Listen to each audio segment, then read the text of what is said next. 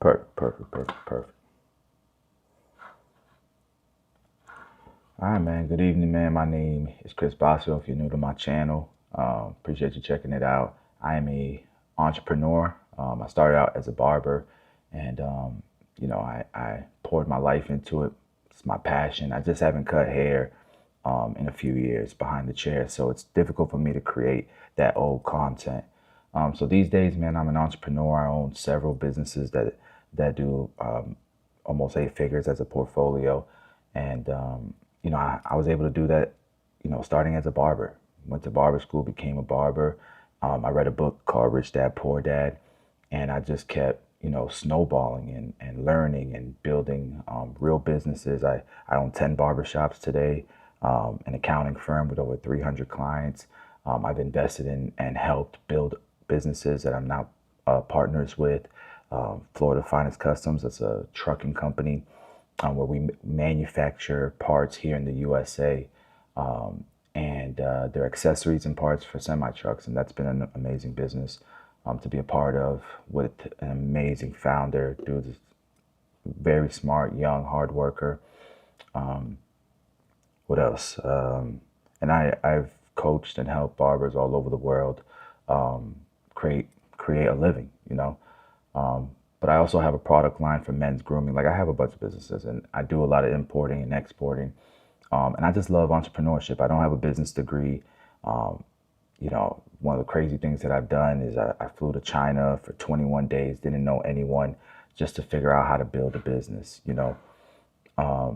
And so I have a lot of life experiences. But anyways, I'm doing these live streams now because it's hard for me to do the old content that I used to do, but I would watch these videos anyways. And the reason why I would watch these videos anyways is because I have a lot of responsibilities, and this is stuff that interests me. I care about, what's going on in society. But I also have to understand this stuff because I have to make decisions. People depend on me. And just based on that, bro, like what I've found is when I create content about the things that I would consume and study and learn and do anyways, it helps me have to understand things to be able to explain it. And when I can explain it to an audience, then it helps me have more conviction in the decisions that I do. So to me, this is organic. This isn't like I'm not trying to force anything. So hopefully you guys see it's raw. There's no alternative motive. I don't have a dog in this fight. As a matter of fact, with the tariffs and stuff, I have my opinion on it, but I also want you guys to know it's by no means do I think it's gonna make or break your world. Like I had somebody comment on one of my videos. He's like, "Hey man, you guys see things from both sides of the coin. You can't just graze by it because you can't make decisions like." By no means do I think tariffs is going to bankrupt my business or my friends or America. I do think it's necessary, to have checks and balances and try to and at the same time we could all be wrong, but it's not like we ain't been wrong a lot of times in the past 250 years this country's been in existence. And I don't know if you guys have noticed, but quality of life has improved for the most part, right? Like it's been up and down and it's been tough and all that, but I guess what the quality of life has improved when you look at things from a macro level. We all have flat screen TVs, we have Wi-Fi, we have electricity, we have clean, for the most part, clean water. um, at the end of the day, we have access to food in supermarkets and not empty shelves. You know what I mean? Like, I don't know if you guys have seen what goes on in this world. So, and things seem to be progressing, even though it ain't perfect. It seems to be progressing. So I have faith that tariffs ain't going ruin the world or anything like that. But again, it's smart to learn these things, to understand what's going on because it affects us, whether it's directly or indirectly. So with that being said, man, I wanted to watch this video because right now what's going viral is China exposing luxury brands. And I think this is interesting because I thought everybody already knew this stuff. Like, I don't think, by no means do I think it's scamming American people. And I'm going to tell you guys why in just a bit. Because I try to look at things from all angles, right? And you'll see what I mean when I kind of try to. But let me catch you guys up to speed so you can watch the videos I'm talking about. By the way, I haven't seen the comments, but if anybody's here, man, appreciate y'all being on the live. Because again, I would do this anyway, so might as well document it. Might as well do it on here. And I like creating the content. Imagine spending $3,000 on a handbag, thinking it's handcrafted in Italy, just to find out it came from the same Chinese. But I'm sorry to cut the video off. I also don't want you guys to think like, obviously I'm grinding. I love to work, and I've always been a worker for the past. Anybody who's day one who knows me, y'all know I just love to work, and it's in me. I can't not work. I am good. I'm retired. I feel retired. I'm not retired, but I feel retired because I just do what I love to do. Now, with that being said, one of the best things you can do if you want to continue to grow, and I do want to continue to grow. I do want to grow my wealth because I'm just a creator, and I need the resources to keep creating dope shit and being able to help. And there's when you're in that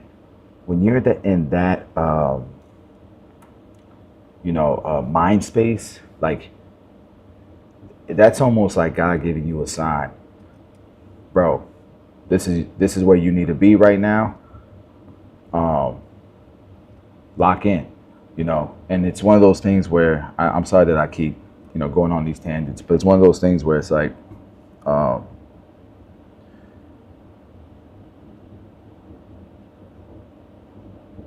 people don't burn out because they're working a lot. They burn out because they're working in a hamster wheel and there's no progress. But when you feel like you're in a great space, man, I know this is gonna do well. I know there's gonna be a return on this, right? And that's why I'm in that mode where I can grind, and it's gonna be a win-win-win, So, anyways, let's go ahead and lock in. What's up, E-Blends? Chinese factory that sells bags on DH Gate for $30. Yeah, that luxury flex might just be a lie. China is finally exposing what these big name brands don't want. People didn't know this already? And honestly, it's... Come on, man. Like, this doesn't feel like propaganda, bro. Like, America already knew this, didn't they? People ain't buying it because everybody knew there's crazy markups here. They buy it for the clout, for the freaking brand, bro, because it's status. That's why Americans buy it. At the end of the day, Americans are freaking, they're entitled little rich people that think they're struggling, but them motherfuckers, regular day-to-day people go to Louis Vuitton in America. I'm not saying they can afford it or they should be there, but go to another one of these countries and see if you see that, man. It's sounding like one of the biggest scams in fashion history. Let's talk about it. Some say as long as there's a tag saying made in This is China, propaganda, the bro. bag can never be luxury. However, in fact, more I'm than not saying it's not true. 80% of the luxury bags in the world are made in China. But those luxury brands just won't acknowledge that. They take almost finished bags from China factories back to their own factories and just do the repackaging and logo installing, something like that. That way, the bags will appear at their boutiques as made in Italy or made in France. Those sophisticated European countries, which make you feel mysterious, royal, and thus luxury. Now, close your eyes. Let's just do a little, very easy experiment in your head, okay? Imagine that you have an Hermes bag, and suddenly the label on it changed from made in France into made in China, while everything else, like leathers, zippers, and hardware, remain the same. Do you suddenly feel that your bag is not as luxury as before? If you do, that means you have been misled and poisoned by the market campaign of those too long. Welcome to the real world. Now you see, those bags are made in China by our intelligent and diligent Chinese artisans. Let's not be poisoned and misled by the market campaign any longer, and be a real person. Buy a bag from us, from our factory in China. See the real world for yourself. All right, so just from that video, I'm already thinking to myself, do you guys think the world would be a better place if Hermes wasn't around? I don't know that that's true. I think Hermes does bring value to the table, right? Like, these people are designing these purses. They're creating them. They're the visionaries. They are the talent. Not saying like you need talent to do the toolings and the engineering as well and all this stuff, but I guess what I'm saying is the people creating these concepts, this is art at the end of the day. It's like, it's fashion, right? I think.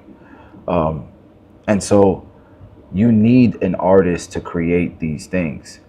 Imagine if Hermes never designs another purse again, or like Louis Vuitton never designs a purse ever again, right? Imagine this. You think these Chinese factories are going to continue to make shit you want? It ain't going to have clout. It probably ain't going to look good. It's going to probably be the same shit for a very, very long time. You're not going to see growth in society. There's not going to be any innovation. And so I kind of think about, like, what's more valuable, the innovation and the growth, or the system and the tool? You know, barbers say all the time, it's not the clipper. It ain't the clipper. You know what I mean? Barbers say it all the time. It's the barber. So is it the factory, or is it the brand and the designers and the creators and the visionaries and the innovators? And I'm not saying they both shouldn't make money, but you want this stuff because of the talent, the innovation, the creativity, the branding, the clout, the status. You don't want this stuff because it's a bag, a leather bag, a good quality leather bag. Because if that's true, you realize on Etsy, let me show y'all something. Because if that were true, then why the hell aren't there rich ass bag makers on this website? Why aren't these people selling more? If it's true, then why aren't these people selling more bags than Louis Vuitton? This is quality handmade shit. I bet you a bunch of this stuff. And if it ain't, watch this. Quality handmade leather bags in America, made in America. Let's see if any brand here sells more than Louis Vuitton or Hermes. American made leather goods. Look at this. Why you ain't buying these? Let's do purses. Why, if that's the case, why are you going direct to the factory in China? Buy from here. If that's the case, look. They said $1,000 for an Hermes, right? Let's see. Look at this, ladies. Hey, ladies. Look, get you one of these. Goddamn, $15,000. Oh, that's American. That's American alligator. That's American alligator. My bad. But look, this. They said one of the factories in these Chinese videos, in these YouTube videos. Let me see. These were TikTok videos. The way China is spilling the beans on these luxury brands, okay? But the DH girls try to Let me tell you something. They try. Let me tell you something, okay? This DH gate thing, they're not, what? Everybody knew about it. What? Everybody knew about this. Like, Oh my God, what's this one? is putting out about the things that are being manufactured in China and brought over to the United States of America. Like, why is she like her face like that? Like so surprised, like so excited. At, look, guys, we figured it out. We got the tea. We been through this. You should go and check it out. You should go Y'all and check tell it out. me, am I tripping? Trump, you should have left them. Anybody that's in, there's 24 people here. Anybody in here not know about this already? We knew Nike shoes were freaking $20. They selling it to us for 150 Alone. or 30 or $40. Them the fuck alone. This is the fuck around and find out stage. They are through, and they. A lot of people been losing their lives to get designer. It's a lot of people that lost their lives. Listen to this guy. He really acting. He really acting like he didn't know. He really acting like he didn't know. You getting them from China, and now China is saying that they got them for the low, like they been had them, but they just not keeping it secret no more. So what they're saying is that designer that we've been wearing, they've been making, and they make it for cheaper, and we might as well not buy that designer that we've been buying. It's kind of strange to me because a lot of people been losing their lives to get designer. It's a lot of people that lost their lives over designer. And you're telling me that China's been making it? All I can say is this trade war is exposing the real from the fake. And We've been all right. I guess maybe we didn't been known that. Maybe that was a secret, and it's news to me. The bags that they overcharge. No, some of these videos are fake. There are definitely Chinese factories that make knockoffs. Come on, and I would say they're probably right. There's a few factories that do actually make stuff, at the very least components for Louis Vuitton and Hermes and all that, 100%. And I already knew an Hermes bag because I had watched a video about that because I was shocked they were selling $38,000 bags. I'm like, bro, how much is it cost to make these bags? And they said, $1,000, $2,000 a bag or something like that, and they retail them things for like 30, right? But let me go back to that website that I was on.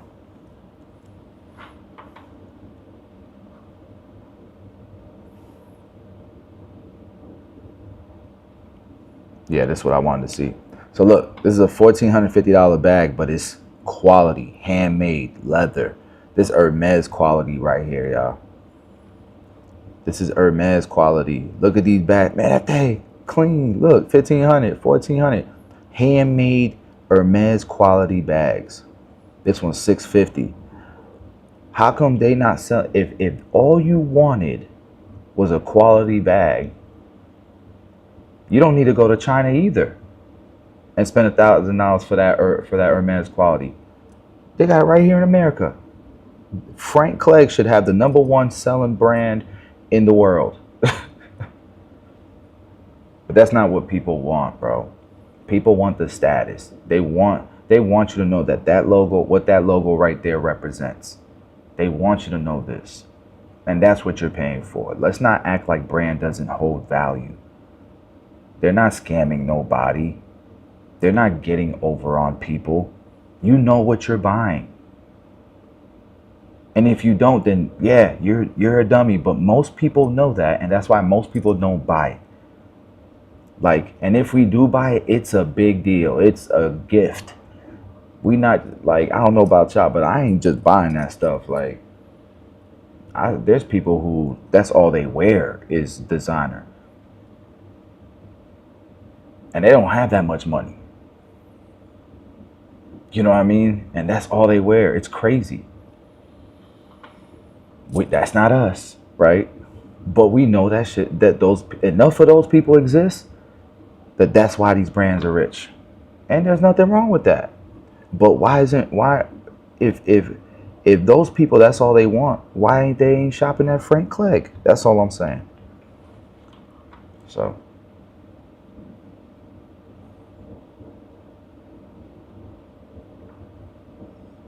I don't agree with this one with Rolex AP watches. No, you got to know the story of Rolex. Don't do that to Rolex. Hell no. See, this is what propaganda gets you. Do you know the internship that you have to go through to be able to work on a Rolex or an AP? You see how this propaganda is starting to make Americans believe whatever? Man, bro, look at these damn. Do you not see Inspector Gadget here? I haven't even seen this video yet, but I already know. I could tell from the thumbnail. They mean business.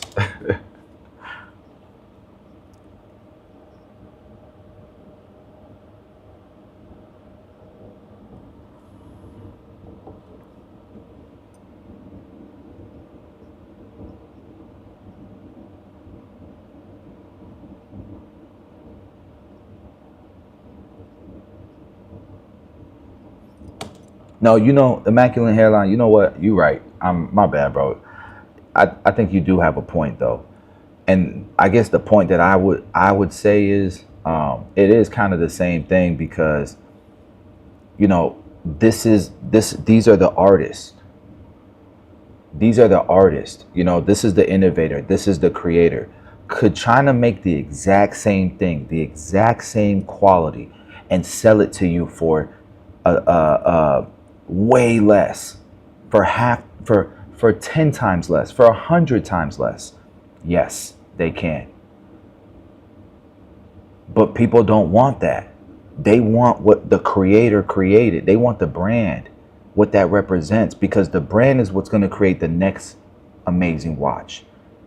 Imagine factories where you just go straight to the factory. What the factory is going to create?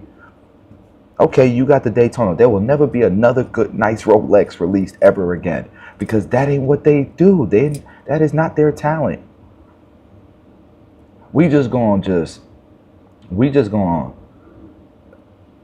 diminish the value of a brand. I think that's crazy. That Americans are acting so stupid, bro. So easily manipulated by these dumbass videos. That's just my opinion. Don't get offended. Watches. Rolex has built its own universe with a personalized set of laboratories and... I'm just thinking out loud, okay? This isn't a speech or anything like that. Y'all be saying some crazy shit in your head too. You just don't say it out loud, okay? And I got the balls to do it right now, so don't judge me. Judge yourself. Whatnot. Their keen and detailed attitude towards manufacturing some of the best timepieces since 1905 has earned them respect, admiration, value, and reputation from across the globe. This video is going to be about all the things that you need to know about Rolex watches. Before we get into the best section of the video, if you're a first-time viewer of the channel, make sure you smash that subscribe button and also the notification bell. What makes Rolex's timepieces unique with respect to the metals used in the body? Many of you are already accustomed to the fact that the manufacturer uses a kind of steel that is unique to Rolex. As we all know, steel comes in various types and degrees, and most watch manufacturers make use of a type of stainless steel known as... This is too boring. This is like AI shit, man. I'm terrible at picking videos. But I'm telling you right now, these dudes, it's next level, bro. Like, the way they make these watches, bro. Look at this, bro. Just look inside these watches. A name that has transcended the role of a mere watch to become a symbol of luxury and timeless prestige.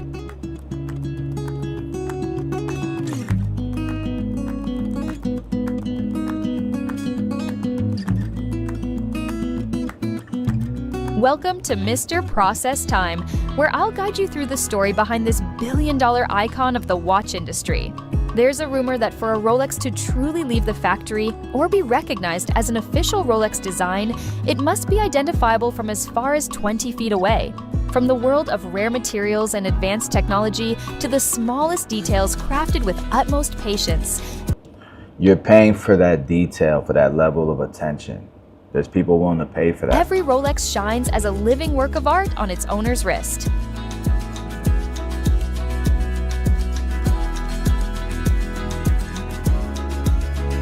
But behind its polished exterior lies an extraordinary journey where skill and inspiration unite to create a masterpiece. Let's explore this fascinating production process to understand why Rolex is more than just a watch. It's an enduring legacy of perfection. Rolex was founded in 1905 when Hans Wilsdorf, a young German entrepreneur, and his brother-in-law, Alfred Davis, established the company Wilsdorf and Davis in London. Their initial goal was to create wristwatches with high precision, a rare feat at the time when pocket watches were the standard. In 1908, Wilsdorf registered the brand name Rolex with a global vision, choosing a short and easily pronounced name across many languages.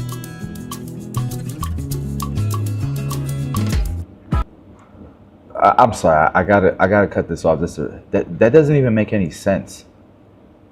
What is a legal replica?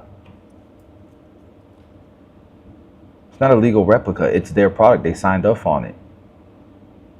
Like, you can license a brand to a product that you want your brand to represent. If it's legal, it's because it's their product. Now, you can license the brand and it still be your product. That's why you license it out. You want to be on that product. You don't necessarily have to create everything, right? But typically it's a partnership. It's not contract manufacturing. Does that make sense? You know, it's hard to explain that, but yeah, I did fact check it, and let's pull it up, because I think it's kind of trying to explain the same thing here, and this might make me be able to clarify my thought a little bit better. I suck at clarifying my thoughts sometimes. Keep it a buck. So I asked it if stores like TJ Maxx, pretty much the same thing you said, Marshalls, have the license to sell legal replicas. And it says not quite, but let's break it down accurately. It's a common misconception. No, they do not sell replicas. What they sell are genuine, overstocked, or past season items from brand name manufacturers. And here's the thing. I've worked with huge companies like Conair. They only sell to TJ Maxx when they have discontinued a line of products. So an example is the Snap FX. The reason why they discontinued the Snap FX is because they created a new version of it that was a better version, and they wanted to focus on it, and that was the FX1. What are you going to do with that product? You don't even want to focus on it anymore. Not that it wasn't profitable, it might have, but you're trying to innovate. You're trying to continue to grow. And so sometimes in order to do that, you got a better idea. Instead of letting somebody else disrupt you, you have to disrupt yourself. And so the easiest way to not have to focus on that anymore is give it to a company like TJ Maxx, like Marshalls, to sell it off. And you're just happy to make your money back on whatever inventory you have left. You might have made millions and decided you're going to do this better product, and you might have like $300,000 worth of product left in your warehouse, or $1 million worth of product left in your warehouse. Doesn't mean that line wasn't profitable. That line might have made $100 million. But that $1 million worth of product, you want TJ Maxx and Ross to sell it and get it over with. Once they're sold, they're sold. You'll never see them, at a Target or Walmart again. Have you guys not kind of noticed that? And so I already knew this, or it might be overstock. That's true too. It might be overstock. Like, for example, when the pandemic happened, I'm sure there was a lot of overstock because all of a sudden demand that in certain things blew up, but there was a lot of demand in certain things that just weren't a priority to people, and sales diminished. So they had overstock. Not that they're going to discontinue it, because they know that's just for a season. When the pandemic was over, they knew sales would climb back up, and so they weren't discontinuing the line, but they had overstock. Does that make sense? And so all the brands could do that. They're not replicas. So yeah, it might have just been your wording. You might have meant the same thing, and the wording just kind of threw me off. So my bad if that's the case. But nonetheless, maybe people viewing this didn't know that, because a lot of people apparently didn't know that Hermes bags are like $1,000 to make, and they sell them for 30. It's insane. A major milestone for Rolex came in 1926 with the introduction of the Oyster line, the world's first waterproof wristwatch. This innovation completely transformed the watch industry and placed Rolex at the forefront. Yeah, a Chinese factory ain't doing that. You know, like, maybe they are, don't get me wrong, but To demonstrate the Oyster's waterproof capability, maybe they are, don't get me wrong. Chinese, don't get me wrong, Chinese factories, they have engineers that create really dope shit, that invent dope shit. But inventors don't always make it cool, make it brandable, make it marketable, right? There's a lot of inventions that nobody buys, even though it's amazing. Wilsdorf arranged for a renowned swimmer to wear the watch while crossing the English Channel. You gotta build something holistic, The watch something emerged dope unscathed, to be a this bold big, marketing move for the era. to be this successful. Following this success, Rolex continued to push the boundaries of innovation, launching the Datejust in 1945, the first wristwatch with an automatic date-changing function. Through ongoing advancements and a commitment to timeless quality, Rolex has built a reputation not just as a watch, but as a symbol of class, durability, and that's what you're meticulous paying for. attention to detail.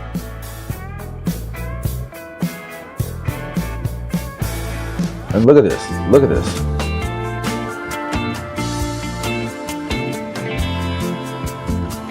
You tell me any factory can do this? There's some that can, but trust me, you're gonna buy some replicas, some fake Rolexes, and them shit's gonna be trash. They're not gonna be like this. This is difficult to make. This takes skill and talent.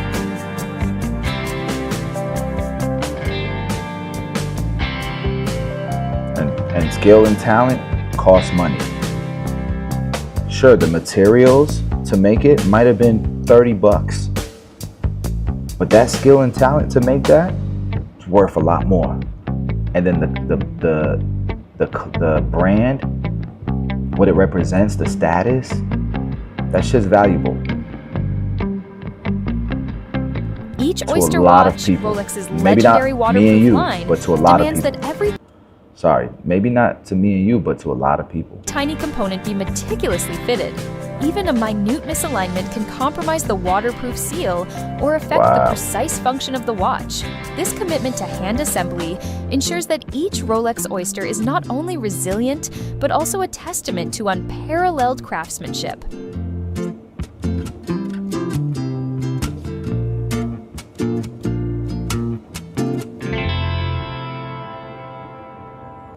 So hopefully y'all get the point here. Y'all get the point here. These TikTok videos that are going viral, and bro, the comment sections are comical, bro. Like look at these comment sections. Look at the stuff that people be saying, bro. Not this one. Is it this one? No. This is a good one. Tim Cook talks about the skill sets. So yeah, this one. Like, listen to what this lady says, and then let's look at the comment section.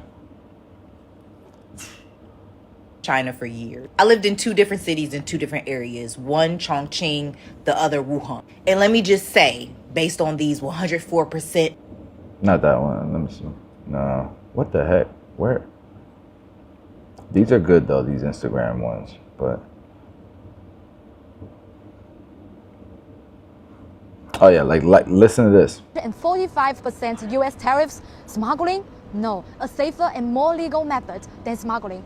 Personal shopping service. You can travel to China, act as an agent to purchase products for your American friends and clients, and then avoid that tariff by declaring them as personal items when you return to the US, thus earning a high profit margin. Want to learn more? Follow me, I'm a Chinese freight forwarding agent. For more details, please visit GoNest. That's what American people gonna do, for real? Y'all gonna do that? I just showed you an American brand that's cheap. It just don't got no brand. I just showed you Etsy. We can go to Etsy real quick. Let's go to Etsy. Let's go to Etsy and let's go handmade bags, handmade purse.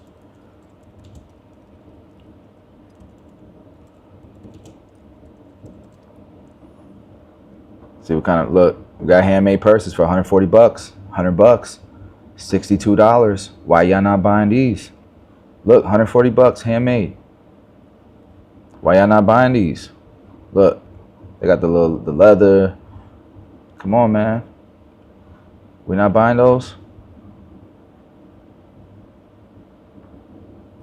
You got Italian handmade. I don't know. That might be China. You got to be careful with some of these. I ain't going to lie.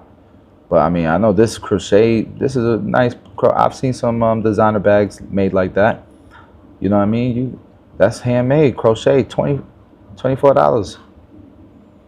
That's kind of cheap. I don't know. That might be Chinese, too. You got to be careful. Let me see. You gotta be specific. Some of these Etsy people, hustlers. Here we go. Now we talking. Like hey, that's a cool bag right there. Look at that. That's a cool bag.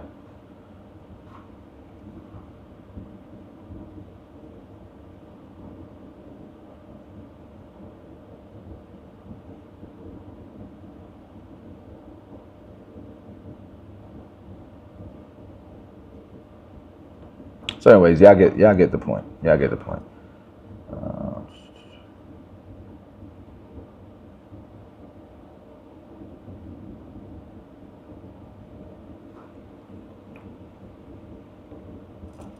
Oh yeah, listen to this with one. people from China exposing the luxury industry and exposing how things are made in China for super cheap, but then sent over to European countries where they put the label on it and then sell it for 10, 100 times the price of what it was made for. This account in particular, Luna Sourcing China, talks about some of the distributors of popular brands in America like Lululemon, and y'all won't believe how much they pay for the leggings over there. I guess most of you know the price of Lululemon or other big brands. They sell you a legging pants for $100. And guess what?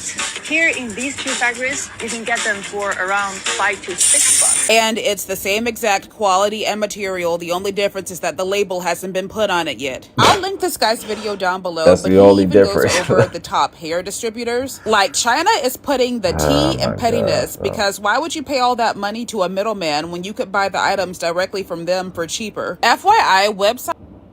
Why? So listen to that. Why would you? She said, why would you buy from the middle? That's all they are. They're the middleman. And why would you buy from the middleman when you can go direct to China and get it for cheaper, right? And to that, I'm gonna ask y'all a couple questions. For those of y'all that are on this live stream, I'd love to hear from y'all. I'd love to ask y'all a couple questions.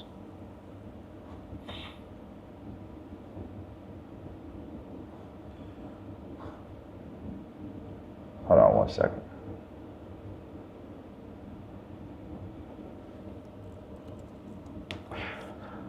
I have written them down, these questions.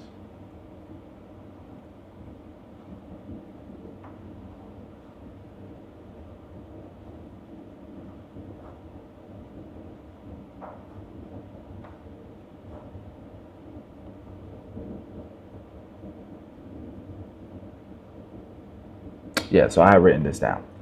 So,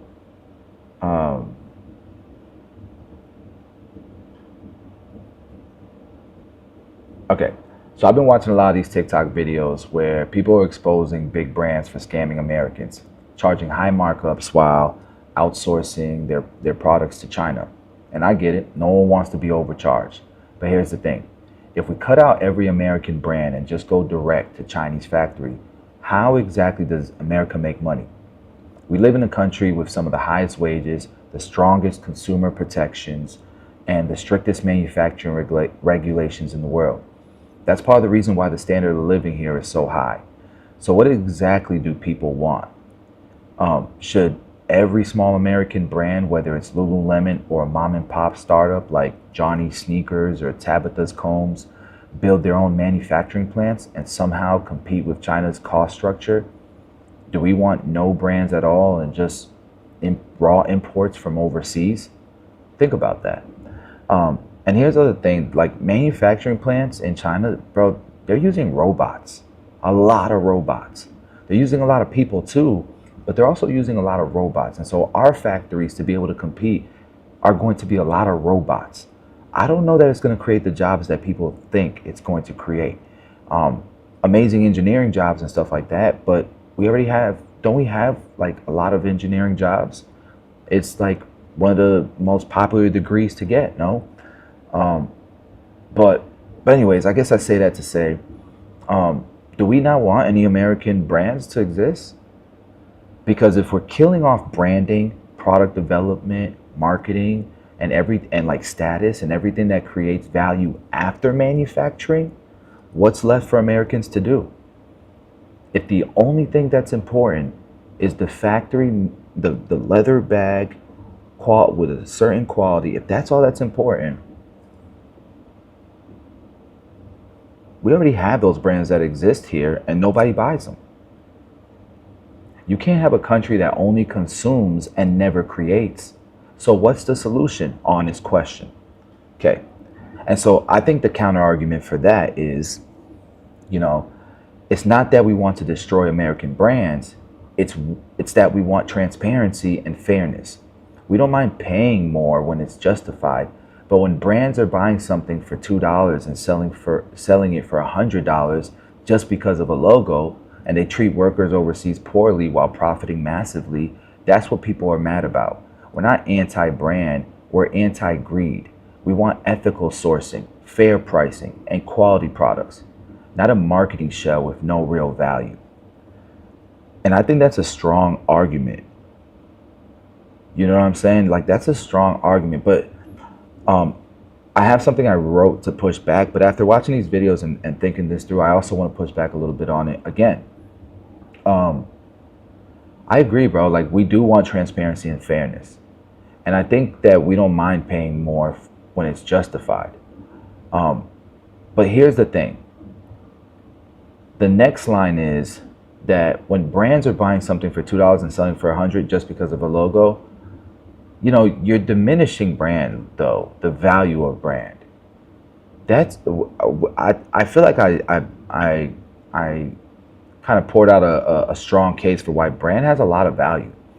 And so when you're saying that you don't mind paying more when it's justified, Hermes has enough people buying it at the price that it is because they think that that brand justifies it. And I don't see y'all buying fake Hermeses because you know what that brand means. And I'm sorry, if you're a school teacher and you were rocking a $38,000 bag, something's up. If it's real, you either live in, people gonna judge you regardless, whether you earned it and you can afford it or not.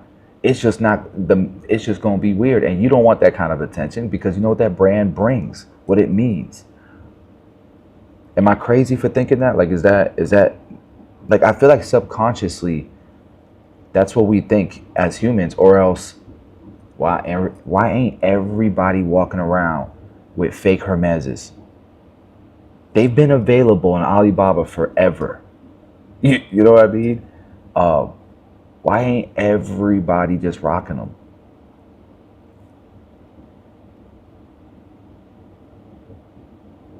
And then the next line that was pushed back, when you treat workers overseas poorly while profiting massively, that's what people get mad about. And I think you should get mad about that. But I also think China's been flexing their muscles, their factories, their workers. They don't look like they're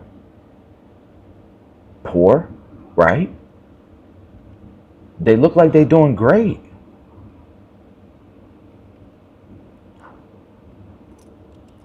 They, from the video that I was watching, it seems like, China ain't worried about nothing. The people are proud and they're winning, and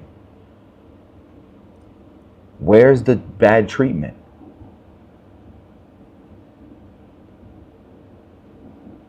Or is there really? I'm not saying there isn't bad treatment. But where is it? Because all of a sudden, it looks like China's beautiful, amazing. Like the citizens are doing great. It's not what it used to be. Now, I'm not saying that there wasn't that era. I think there definitely was that era where, because China was very, very poor. I think look at China in 1975.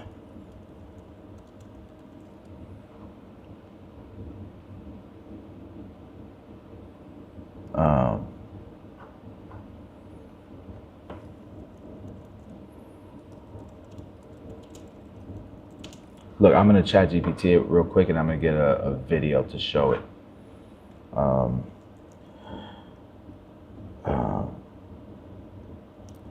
China grow from a poor country to its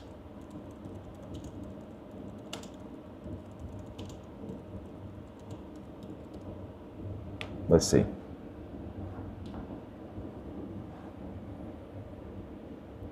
In the 1970s, China was one of the poorest countries in the world. In 1978, after decades of central planning, yo, this is crazy.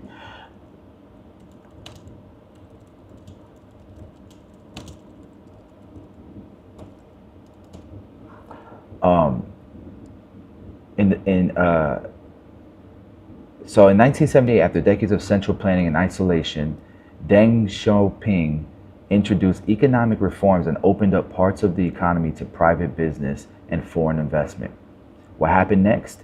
In the 1980s and 1990s, China began special economic zones, welcoming foreign companies to manufacture cheaply. In 2001, China joined the WTO, a massive turning point.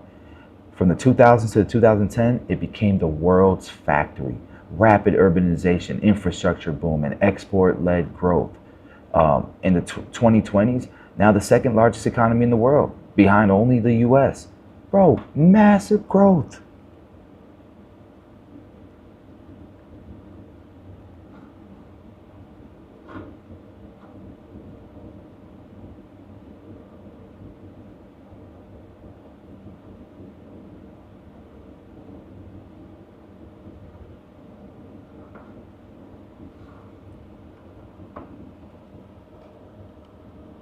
By poverty and starvation into one of the world's most powerful countries. This remarkable journey began in 1979 with economic reforms initiated by Deng Xiaoping, which shifted China from a centrally planned economy to a more market-oriented one. 40 years ago, China faced severe poverty and starvation, with over 90% of its population living in dire conditions. The country was grappling with widespread famine and economic stagnation, significantly affecting the quality of life for the majority of its citizens. The Cultural Revolution, initiated by Mao Zedong in 1966, was a tumultuous period aimed at reinforcing communist ideology by removing capitalist, traditional, and cultural elements from Chinese society. However, it inadvertently set the stage for future economic reforms. The chaos and destruction caused by this decade-long upheaval highlighted the need for change, paving the way for Deng Xiaoping's rise to power and the introduction of modern economic reforms in 1978. These reforms significantly transformed China's economy, initiating a period of rapid growth and modernization. The name China is derived from the Qin, pronounced Qin, dynasty. So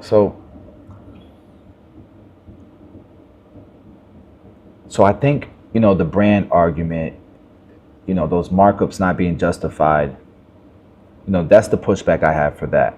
You guys know my pushback by now. I think I beat that dead horse already. I mean, that ain't even how you say it, but yeah.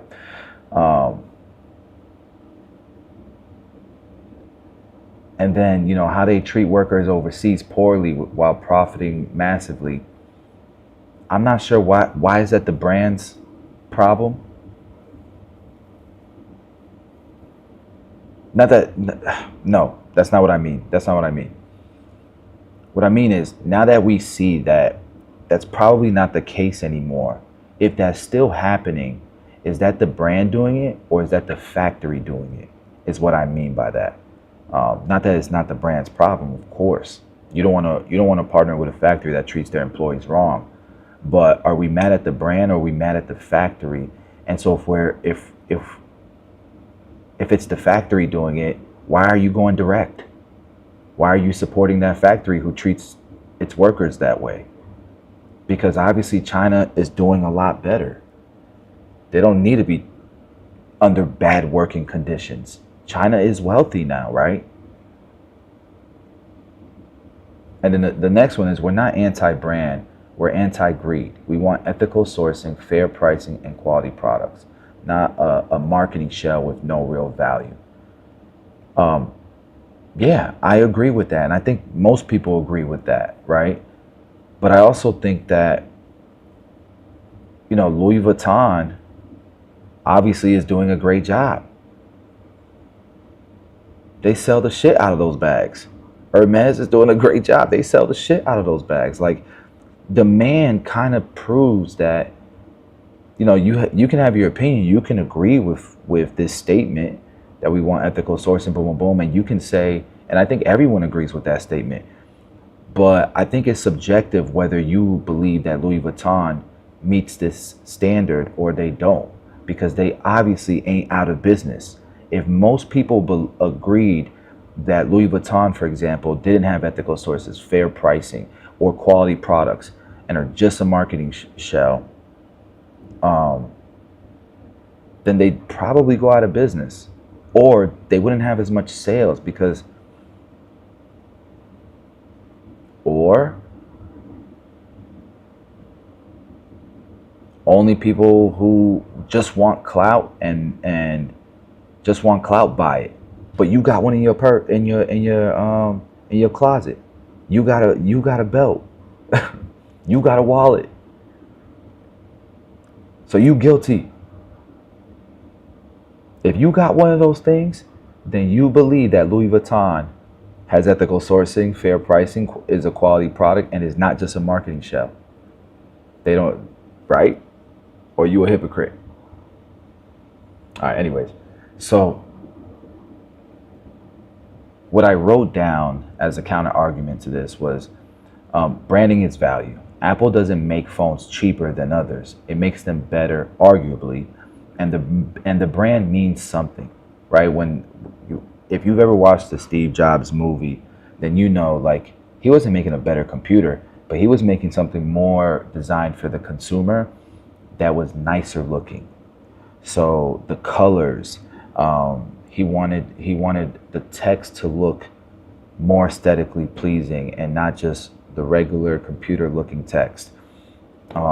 These are the things that he pushed for, and the engineers, they didn't understand why he would want that. And it's because he's targeting a different market that, the computer nerds, they didn't see any value in that. It's a waste of money. But there's a huge marketplace that sees value in that, and he took the risk to do it, spent the money to innovate it, became the brand that represented that, and you trust that brand. That market trusts that brand to be what they're looking for, and so you pay a premium for it. And then the computer nerds are like, I can't believe those people pay that much for it. It doesn't even perform as good. It's not even a better computer. It's not faster. It's got less memory or less hard drive space. So America's kind of like that right now. You know what I mean? It's interesting. And we're like that about a lot of different topics. And people will be so passionate about it that they'll call you names for it. Like, obviously people really get heated arguments over Android versus iPhone. There's, it's not normal, but there's definitely people that are that radical about their beliefs, bro.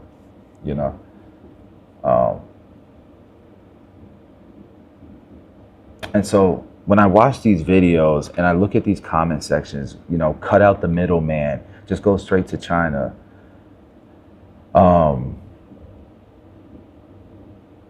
You have to believe, I guess the final point I'm making on this topic, and then we can move on to a different topic, is that if you believe that branding, storytelling, customer service, and innovation has no value, then yeah, everything will eventually be made and sold by the lowest cost producer.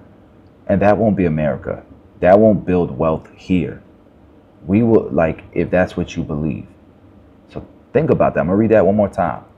If you believe that branding, storytelling, customer service, and innovation has no value, then yes, everything will eventually be made and sold by the lowest cost producer. That won't be America. We can't compete with China when it comes to lower cost production. But that's not going to build wealth in America. And you're American, and your kids are American, your kids' kids are going to be American. I think. Or you don't love this country, you're just going to leave. Okay, then I guess leave, but you're going to talk shit about us on the way out because we don't agree with you? You're going to insult us on the way out because we don't agree with you? I don't agree with you, but you're welcome to leave to live here. I don't push my beliefs on you.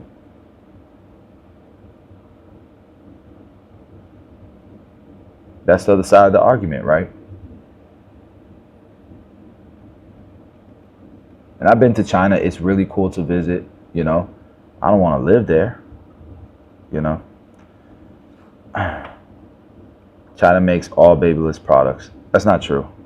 They have factories in Taiwan. They have factories in Italy. But they have a lot of factories. They have factories in China for sure. And they get a lot of components as well. And Wall, they get a lot of their components from China. You think Wall produces their own batteries? Do you think Wall produces their own lithium-ion batteries? Think about that for a second. You don't think there's components in a wall clipper that is made in China? Same with Andis. Come on, guys. Come on, guys. Y'all so easily manipulated by these clips, bro. By just regurgitated fake marketing. I got a brand, this green brand that does the same shit, you know, towards my brand, and like people eat it up. People eat it up. Like it's a little bit more complex than that, guys. And you know, I only know that because I had to go through it from experience. You know, it's almost like before I became a taxpayer, when I was poor and shit, I used to get tax returns, my mindset was a lot different about taxes. Now, them tax bills, man, I want to know where the hell this money going, damn it. Shit. It's kind of the same thing. Like I used to regurgitate the same stuff. I used to think the same way until I started producing my own shit and creating stuff and paying the legal fees, hundreds of thousands of dollars of legal fees to protect my idea. Because I don't think it's fair that I grow crops and I've been nurturing these crops, and when they're finally about to bear fruit, some thief wants to hop the fence, steal my fruit, and then go sell it for a profit. What the hell, bro? Oh man, I think fences and walls are a bad thing, bro. Like people should be, the world is everyone's. People should be able to just walk into your house. You know, like people got crazy mindsets sometimes. All right, anyways, let's move on to a different topic.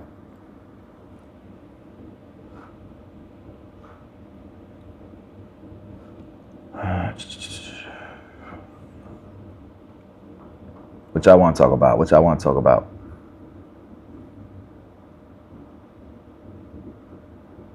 Oh, I said I was going to move on to a different topic, but it's kind of the same. It is the same topic as tariffs, but it's not about, you know, it's about tariffs, but it's not necessarily about the factories. I want to go a little bit more macro on the tariffs, and then I want to go into like and then we can do like other topics if y'all want to touch on like businesses, actually starting businesses, stuff like that. Nothing political. If y'all want to move on to something aside from politics, let me know in the comments. I'd appreciate your guidance, because it's going to help me with the content that we edit and we upload, that we cut from here, right? So I appreciate that if y'all could help. Let me see here. because tariffs are important. I got to cover this shit every day because it affects my business. But I can't watch the same topic for 2 hours, bro. We got to break it up here. We got to have some balance, right? I need a break from it. I'm gonna burn out, boy. All right, let me see. This is the video that I really liked. This guy is so smart, man. I like this guy. Very balanced argument here. He doesn't seem like he has a dog in the fight. He's just giving you his opinion, and I appreciate that. Hey, what's up, guys? So it's been an interesting week in the stock market. And what I mean by that is he ain't wearing no MAGA hat or his hair ain't blue. I'm messing. It's a joke. I respect both sides. I get it. With Trump's tariffs shaking things up. So I thought I'd give my 2 cents on the matter. I think Trump's tariffs are necessary.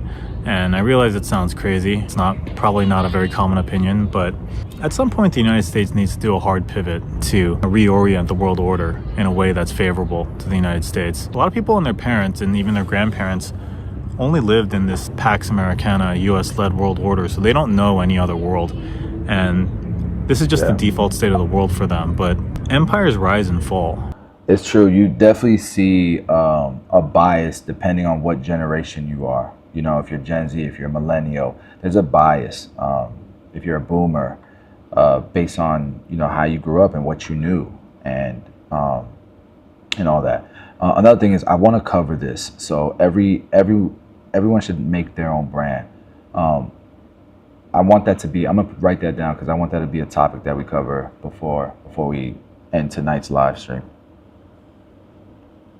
And it's normal and natural. No one stays on top forever. And the way this works is that if all these countries in the world, their GDP per capita eventually came close to even, which is ideally what you would want in an ideal future, the 3 most populous countries are India, China, and the United States.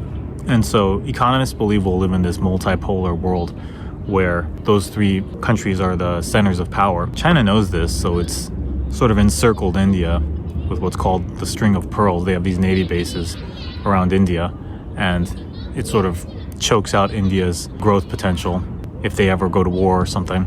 And they learn from the best. They learn from the United States because the United States has China encircled. Since the end of World War II, they understood that China being communist, being the little brother of Russia, could be a threat. So they set up allies with South Korea, Japan, Guam on the second island chain. They've encircled China as well.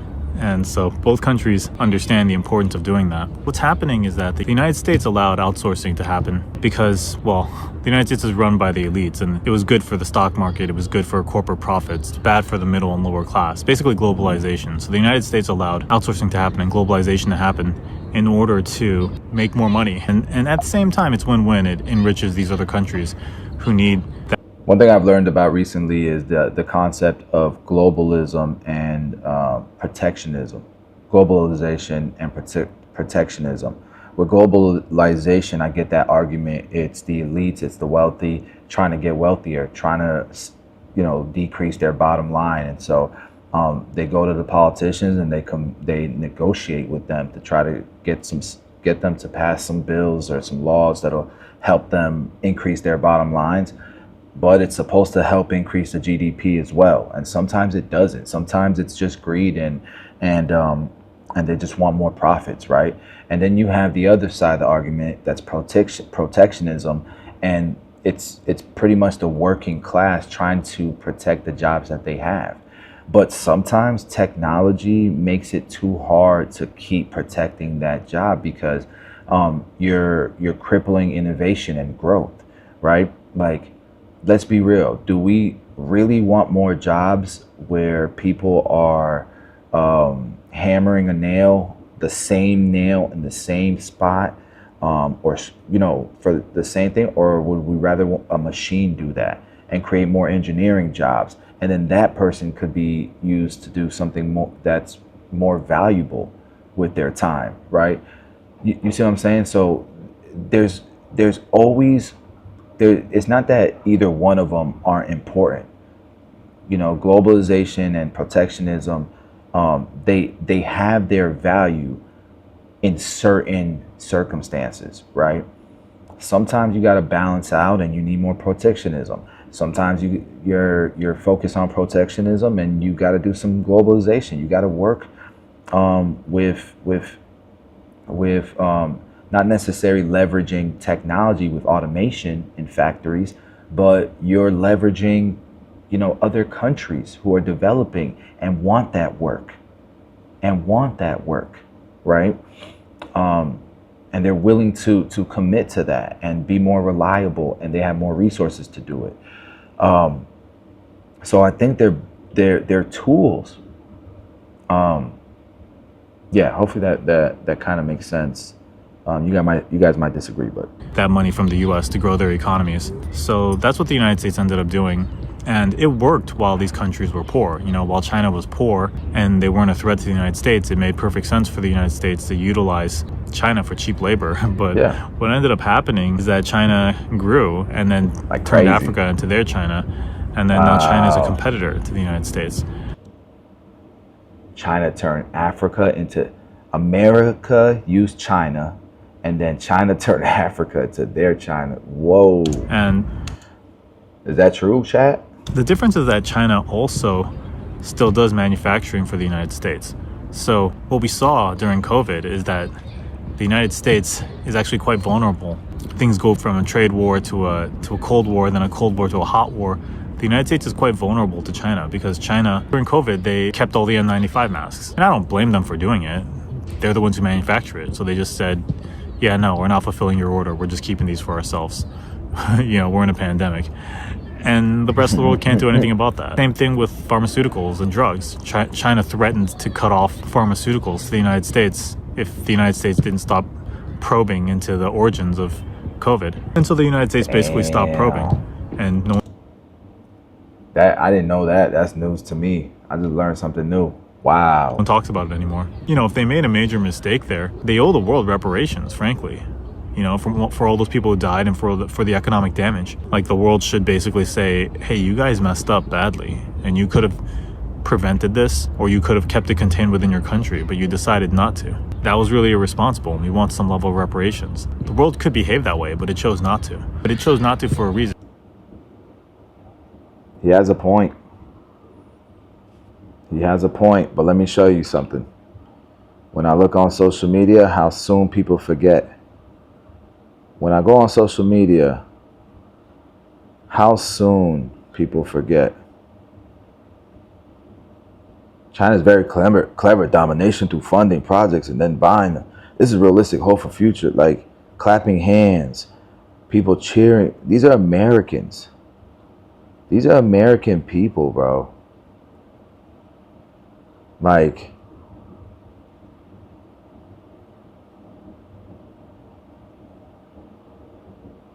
look, there's a lot of these are American people.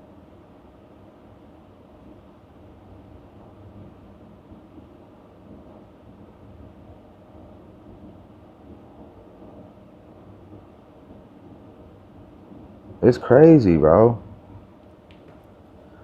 Like the TikTok comments are worse, way worse.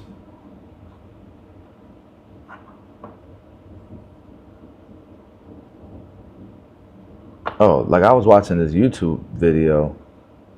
Let me see if I can find it. Look, like this lady is like, listen. Yeah, and China will lose the US market, which, as I've said, is 15%. We don't care. We don't care. China has been here for 5,000 years. Most of the time, there was no United States, and we survived. And if the United States wants to bully China, we will deal with the situation without the United States. And we expect to survive for another 5,000 years. When you hear Donald Trump say China wants a deal, it just doesn't know how to go about it. They're proud people. J.D. Vance talks about Chinese peasants. What do you make of their conduct in this respect? If J.D. Vance thinks that he's dealing with the peasants in China, that was crazy. I'm proud to be a descendant of the peasants, most of us. I don't know if he actually said that. I mean, he might have said that, but they might be taking it out of context. That happens all the time. I'm not defending him. I have not watched the full video. That's one thing I've learned though, and you're not being honest if you've never fallen victim to watching a clip and thinking that's what happened, and then you somehow you watch the full video and it's definitely out of context, right? So I give everybody the benefit of the doubt until I actually watch the stuff, and then but if he called Chinese people peasants, that's crazy. Descendants. Now we know they were very poor there was a time. So maybe he was talking about they used to be, a lot of Chinese people used to be peasants, and now they're saying, oh, they're calling all Chinese people peasants. I could see that too. For the peasants anyway, that's our tradition. We are farmers before, but now we are one of the leading industrialized economies. He kind of cleaned that up, didn't he? So I'm sorry, J.D. Vance doesn't know what he's talking about. And therefore, I don't think there will be China-US dialogue unless... Like, look at her smirk. Like she's getting the answer the exact answer she was looking for, the United States changes the rest of the world.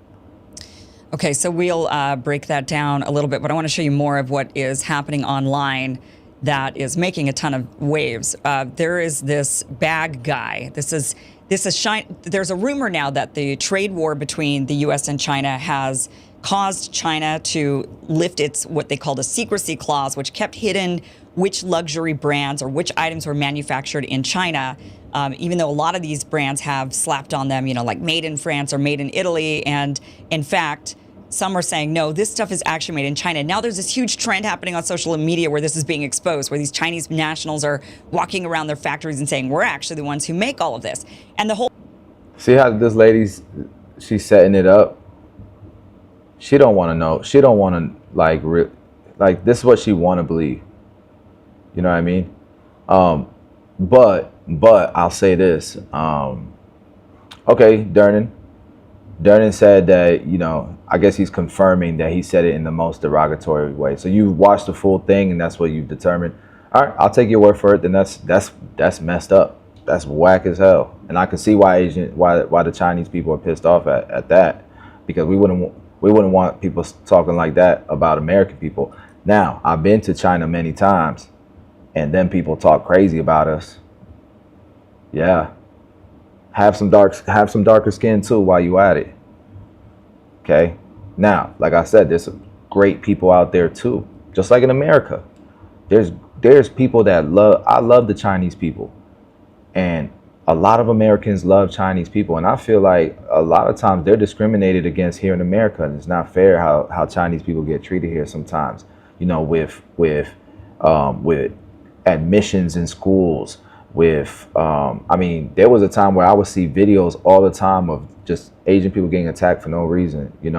And we have a little bit of a history of mistreating Chinese people, the Japanese, the Chinese, and there's reasons for it. There's the wars and all this stuff, and but nobody's perfect on either side either. But they're all wrong. All of them are wrong. Vance is tripping. That is whack, and that's gonna bite him in the butt, because he wants to run for president one day.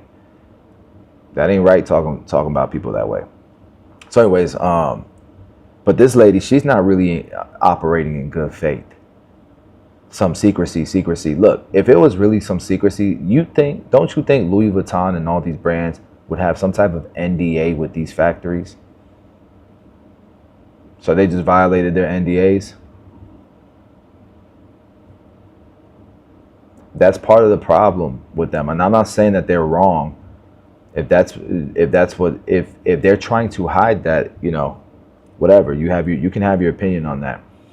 But they don't follow those, a lot of times don't follow those rules, bro. And that's why there's a lot of high quality knockoffs too. People are sneaking molds, stealing molds and slipping them to their friends, to their buddies' factories and stuff, bro. And tooling and copying the tooling and all that. Believe me, that's happening a lot. The whole point of that is to say, you thought that you could get away from, basically everything's made in China, even the luxury brands that claim they're made. We all knew this stuff. In countries, which make you feel, now you see. China isn't just flexing its industrial muscle, it's flipping the script. Through slick happen. I think the pleasure to share is bigger than the willingness of hiding. So we decided to open our doors and to show exactly who we are and what we do.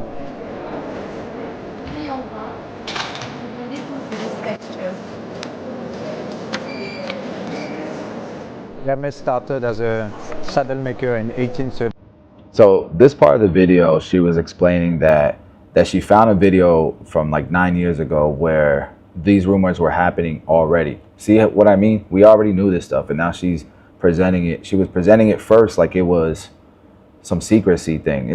This video came out 9 years ago, and the reason why it came out, she said, was because Hermes was trying to fight the false narrative that their products are made in China. So they invited the media to come look in their factory. And so listen to what her conclusion is here. 37. And we are using the same techniques 180 years later to make our bags. It's a good opportunity for us in Festival des Métiers to show what we are doing and why it takes so much time. How important would you say the fact that Hermes is made in France, or even better perhaps, made in Paris? How key is that to Hermes' brand? It's very important because we have different locations. For example, the silk is in Lyon. And why in Lyon? Because by tradition it's the best place in the world to print the silk. And in France we have this long tradition of know-how, especially in leather craftsmanship. So this is where they print their bags, he said.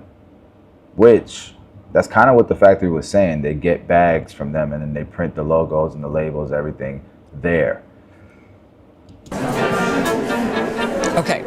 So he goes on to say, it's really important that this is made in France. It's a tradition. But I want you to pay attention to that video. You notice that you did not see rows and rows of bags being made. This is not mass production. And what the Chinese counter now to this is that, yeah, your stuff is designed in France or it's designed in Italy. These are the designers. They're sitting down. They're really crafting it. They're getting those materials. They're making the initial bags. But then when it's going into mass production, it gets sent to China. Well, we know that, right? Like, that's the whole point. We're saying that there is value in the designers, in the engineers, in the innovators, in the creators, in the artists, in the branding, in what it means. We already know that. And then they'll outsource a lot of the components and a lot of the work. We know that when they go to mass produce. But at the same time, does Hermes mass produce? I don't think they make millions of products. I think they limit it like to a very small number compared to, most bag makers. They're very limited, and that's part of also why it gives it value. Am I right about that? I could be wrong, because they might only sell a few because they're $30,000. You know what I mean? But I'm pretty sure they limit the amount of product that they put out there, and I'm pretty sure certain bags you can't even buy unless you've been on a wait list for years. Isn't that true? I know that's true for Rolex, right?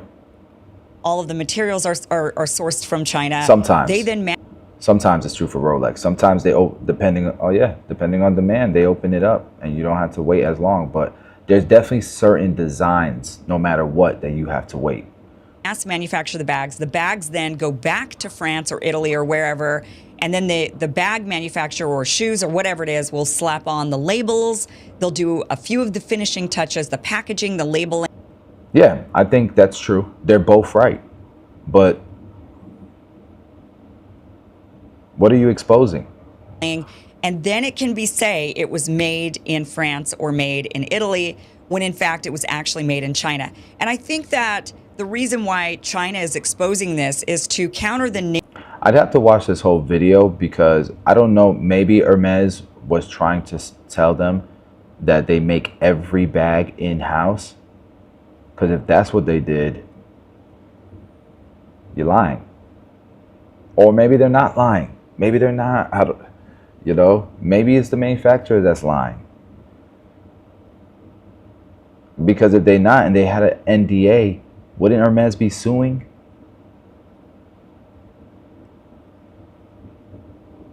Because I know you can definitely protect intellectual property in China. You just have to get, like, I have patents. My company, we have patents in the United States, but we also have patents in China because you have to be able to protect it in both countries. So I know that you can protect it, and typically the way that you protect it is if somebody copies it and they try to ship it to let's say we don't sell in China. Our market is the United States, right? And so our product gets sold in the United States. But if somebody tries to copy it at another factory in China and then they try to ship it over from the Chinese port, we can stop it because we have Chinese patents. And if it makes it through, we can stop it on the American side too, because we have American patents. So don't you think Hermes would be, you don't think they would have an NDA with them? I don't know. The narrative that Chinese goods are crap, that they make cheap stuff, it's not good anyway, and it doesn't matter, and you don't want it. And China's saying, actually, you're buying our goods, you're buying them at, I mean, a Hermes bag, by the way, is like $30,000. It's outrageous. It's totally outrageous. But, you know, you're buying. You know, I don't think we can trust the Chinese government. Why would we trust the Chinese government over our American government? You would? Don't you think, you know, do you think America's government is more, I'm not saying they're for the people. I know there's corruption and stuff. I do think that our Constitution is amazing, and I think our country is amazing. But there are, you know, we might have politicians that have their ulterior motives and they don't really care. And we know we've had corrupt politicians before, right? And China's definitely had them too. But don't you think if push had to shove, they would protect, America's government would protect us over the Chinese people? And don't you think the Chinese government would protect the Chinese people over American people, American citizens? So why the hell you trust the Chinese government over the American? I don't know. I think that's crazy, but maybe I'm tripping. But I you know, they definitely have had spies, right? And we've had American spies in China. And, you know, I don't think we ship fentanyl or drugs to China, but they definitely have the opium thing. And, you know, a lot of that shit comes over here, but we use China for medicine to manufacture our medicine. And our damn doctors prescribe and pretty much be drug dealing too. They be abusing the hell out of that shit for money, right? Like, I've lost a lot of family members due to prescription pills, to getting hooked on them and becoming drug addicts and overdosing. And they just kept getting subscriptions and just going to get their prescriptions and going to the pill mill and getting their damn drugs. Man, it ain't just, you know, there's a whole damn, people are fucked up, man. There's a lot of fucked up people in this world. And it takes us to getting informed and waking the hell up and, you know, learning this stuff and speaking on it, and but being respectful, because, you know, if you truly just want progress and peace and happiness and success and growth, I think that everybody wants that. Then we gotta talk about this stuff without trying to rip each other's heads off. You feel me? All right. So I wanted to cover this topic. I'm done with this. I wanted to cover the topic of everyone should make their own brand. I love that comment. Let me see if I can find that comment again. It ain't hard to find it. Ain't too many comments here.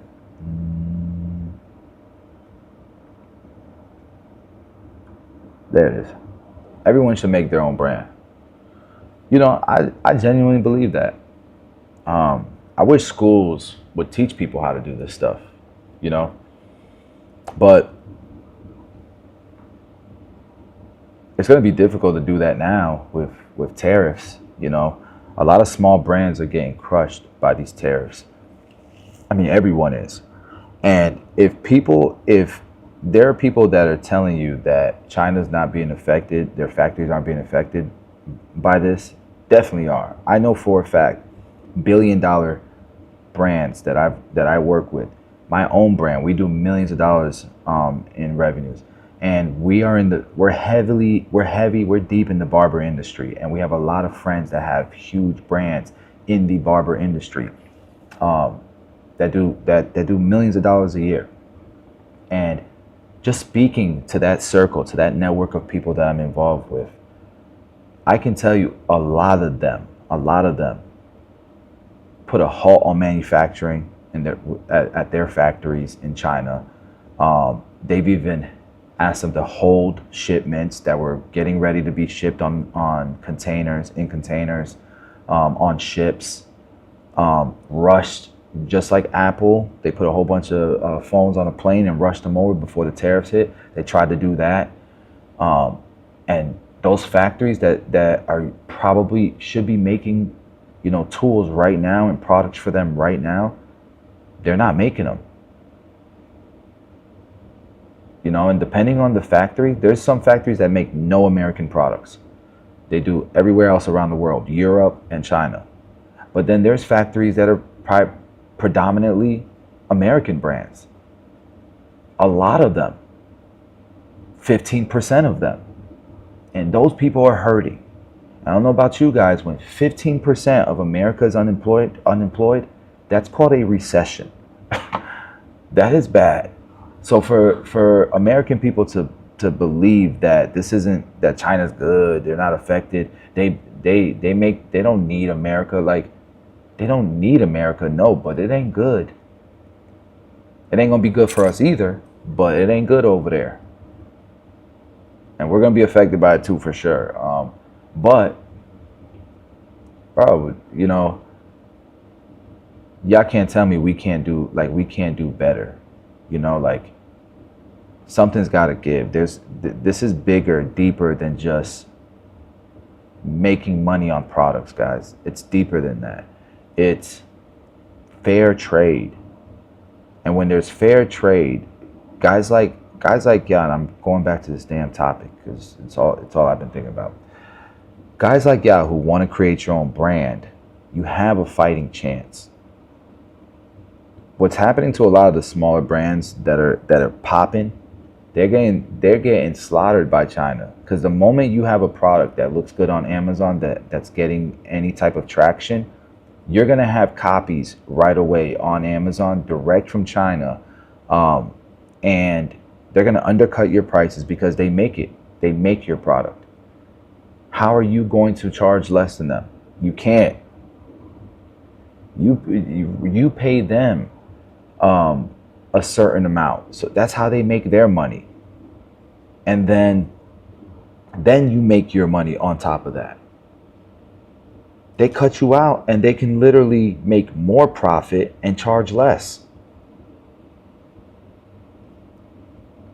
Yeah, so we got to have brands because we need to make money. We can't just be consumers.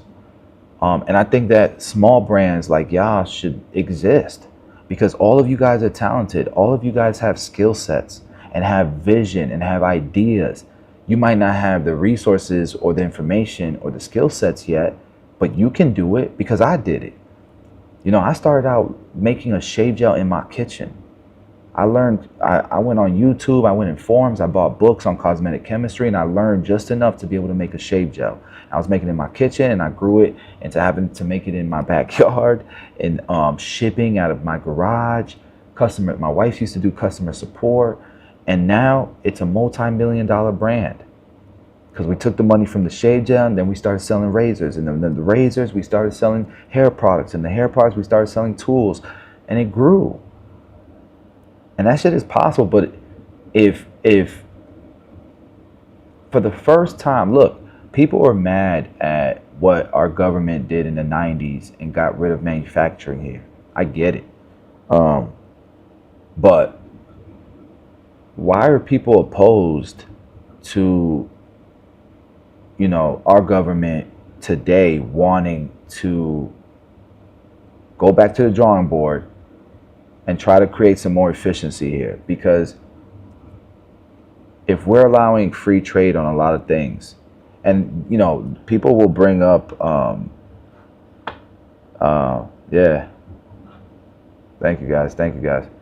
Um, but and you know, people will say, I lost my train of thought now. Oh shit, what was I saying?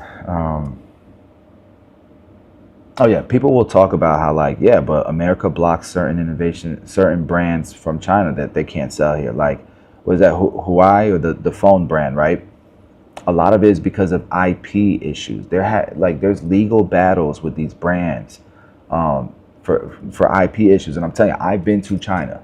I have literally been to China. I've been almost every major city: Beijing, Shanghai, Guangzhou, Shenzhen, I think it is. And I've taken the high speed trains, and I've been to Hong Kong. Been all over China, and bro, I would see a New Balance store, and right next to the New Balance store would be a Few Fallon store, and right next to the Few Fallon store would be a Few Balance store, and right next to that would be an NB store, and they would look like a New Balance store, but they were copies of it. I swear to you. Like, let me see if I can find some video. I've seen this stuff with my own eyes. A Nike store next to a damn Fike store. You know, let me see.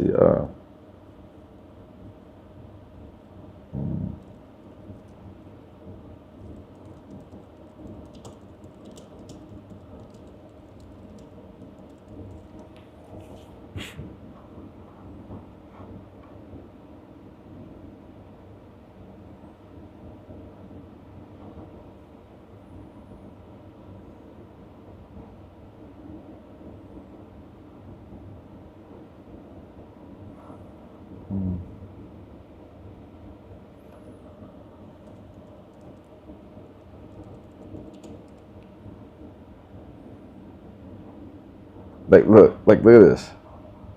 The fake Apple store was so convincing that even the employees thought it was real. Back in 2011, when an American blogger traveling through China walked into what looked like a perfectly normal Apple store with a glass storefront, wooden tables, and even Apple products. But there was one massive problem. Apple never opened a store in that city, sparking an entire investigation which found that across China, hundreds of unauthorized Apple stores had recently popped up, with some selling real Apple products and others selling knockoffs, all inside of a store that looked completely real. But it gets even crazier. And the Chinese government don't do nothing about it. Bro, I'm telling you, it's wild. I wish I had my the videos and stuff, but like these are real storefronts in shopping centers, in malls, in like major shopping centers. It's not like underground black market type of shit, bro. It's you go to the plaza down the street and that's what you see. You go to your local mall, that's what you see. So, seen it with my own two eyes. So, look, I agree. I think everybody should be a small brand. And look, I also think if your brand grows so much and it has a certain status and there's a demand for it and people, and you want to keep things limited, and you know, it's no different to me than a barber who charges more for a haircut. There are barbers who are booked out and they charge $50 and they deserve that money because they have a demand for it. And there's barbers who charge $15 and they just want to do volume. They want to do a whole lot of haircuts. It's a chop shop, 15-minute haircuts. But the barber who's taken an hour and built a name for himself on your hair and they charge $60 deserves that money too. And if they have a customer base that'll pay it, good. You deserve it. Your brand, you've built a reputation. Your name is worth that haircut money. And so when you start your small brand and you want to do something exclusive, let's say you want to create something custom every week. You're going to draw out, you're going to design it every single week. You have to charge more for that in order to make a living.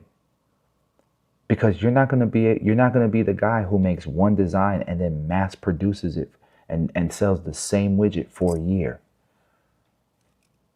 Right? That person, of course, can afford to charge $20 for that product. But if you're going to do a different design and innovate every single month, like you're going to have to charge more. You have to. That doesn't make sense to you guys? Or you'll go out of business. Or you just won't earn what you deserve. You won't make what you deserve to make. So I agree. I think as many small brands as possible should happen. And, you know, however you make it happen, make it happen. But sometimes your talent isn't to go create a factory. Sometimes your talent is just to be the brand. And that's valuable, right? Because you can't do everything. You know, it would be like, okay, you're going to be the factory. Okay, are you going to ship the product to everybody too? You're going to drive the truck and deliver it to each of your clients when they order it too? Okay, so you're going to design and create the bag. You're going to do the marketing and the advertising. You're going to be the visionary and create the brand. You're also going to make the product, right? And then once the product is made, you're also going to take the orders. You're going to be the customer support when people have questions. And then you're going to also package it up and put it into your car and deliver it too. So you're not going to outsource anything. All right. Good luck, guys. Good luck. You know, as a small brand, you have to delegate some things. And you got to focus on what you're talented in. And sometimes when you do a great job, you have the best partners, the best manufacturer, the best customer support team, the best sales team. You might have outsourced all of those, but you built that team. You created that business, and then you put a brand on it, and that brand represents the quality level of all of those components, all of those pieces that you brought together, and you created that vision, and you push it, and you push it to be better and disrupt and innovate and all that. That's worth a lot, regardless of, you know, where this person's at, where this person's at, where this person's at. So if you don't agree with me, sorry, don't call me names. All right. Oh, I wanted to watch this because I'm so tired of people messing with my car. I need to laugh. Let's laugh. The protests in New York City. We got the Tesla dealership down here in the meatpacking industry, bro, So let me give you guys some context. I drive a Cybertruck. I have a Model 3, a Cybertruck, and a Model X. Before, the Model X is a 2021, I think. My Cybertruck is new, but I pre-ordered it when it first got announced. And you guys know that was like fucking 100 years ago. It took forever to get that truck after pre-ordering it. So I've always been a Tesla fan, even when the lefties or whatever, the crazy Democrats, even when they were saying buy EVs and green deals and we love Elon, that's when I bought the car. But I still own the cars now. And now that people hate Elon, bro, they write on my car. They pull the chargers off, so you know, at night, so my car doesn't charge. I'll be nice, wave at people, or like let them cross. I'll stop and be like, go ahead, you can cross, and they'll be like, fuck you. One time I'm at Chick-fil-A and I'm at the window. I'm just grabbing my food and I'm about to pull off, but as I pull off, this car stops, honks its horn real hot, and goes, fuck you, man. I'm like, dude, the lady had to be 60 years old, and she was with her husband who had to be 60 years old. People are going insane. It's like as soon as you get in a Tesla, your name is Elon Musk. I look like Elon Musk all of a sudden. So I'm going to watch this video because these are the people that have been doing that shit to me just because of the car I drive. I used to go to nightclubs and rail lines as a young 15-year-old in New York, and now I'm here to buy my first car. There's a line? Is this everyone in line to buy a car right now? No, they're in line to find Jesus so they can get to heaven. What's everyone doing here? Protesting Elon Musk. What is it? Because like there's new features in the car they don't like, or what's the? Wait, do you know where the entrance is? Entrance. Yeah. How did I get in there? You want to go inside it? Yeah. You gotta ask a cop or something. It's a whole party in support of the self-driving is finally here. What's going through your mind? I'm just watching these people dance. These people want, they do that to my car because they want me to get rid of it. They want me to sell it. Or they don't want people to buy the car, right? The problem is I can't sell the damn car. Even if I'm not gonna sell the car even if I wanted to. Even if I wanted to sell the car, I'm not selling the car. You know how underwater that damn car, that Cybertruck is? The car, I bought these cars at the peak of the market like a damn fool. Don't y'all remember what happened with cars during the pandemic? These car dealerships, matter of fact, that's the next topic I want to cover. These car dealerships was scamming the hell out of people during the pandemic. All these increases in prices.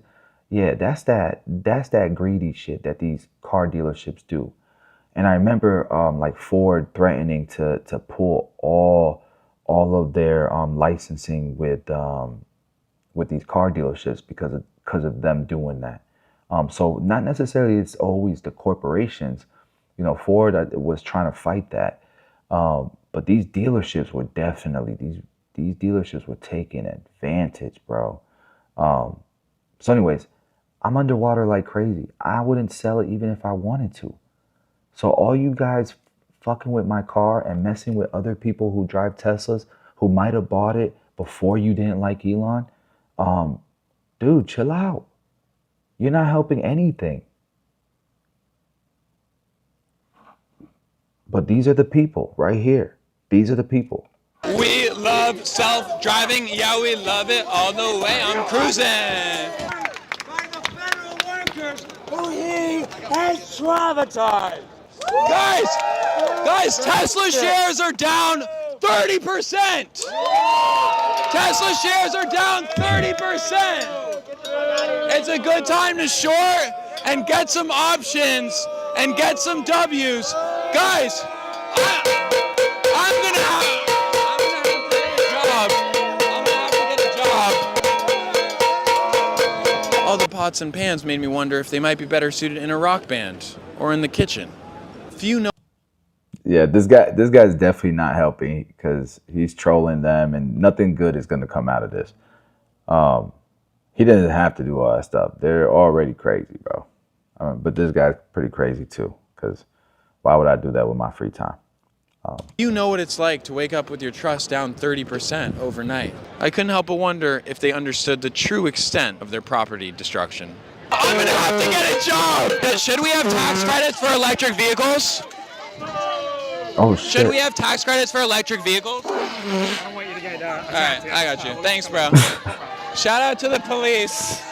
Keeping me safe. Guys, they don't believe in tax credits for electric vehicles here at the Tesla. What'd you say? You're an elitist asshole. Nice. Out of here. Keep it friendly, right? No one wants to have a reasonable conversation. Crackhead, come here. I love. Damn, boy. Yeah, no, I don't want to fuck him. I don't fuck white guys. I'm allergic to white guys. What the fuck do you want? Do you believe in tax credits for electric vehicles? Fuck you! Fuck you! Fuck you!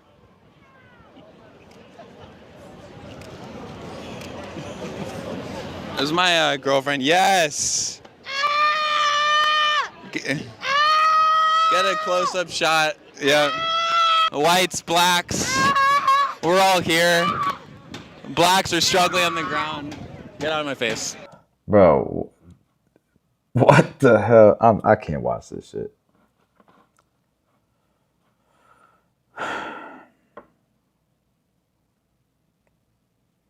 What happened to real protesters?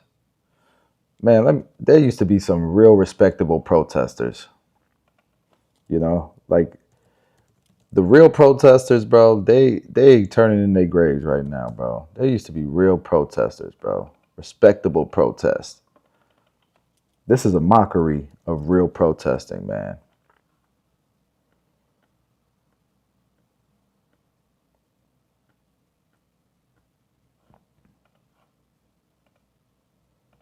Let me see.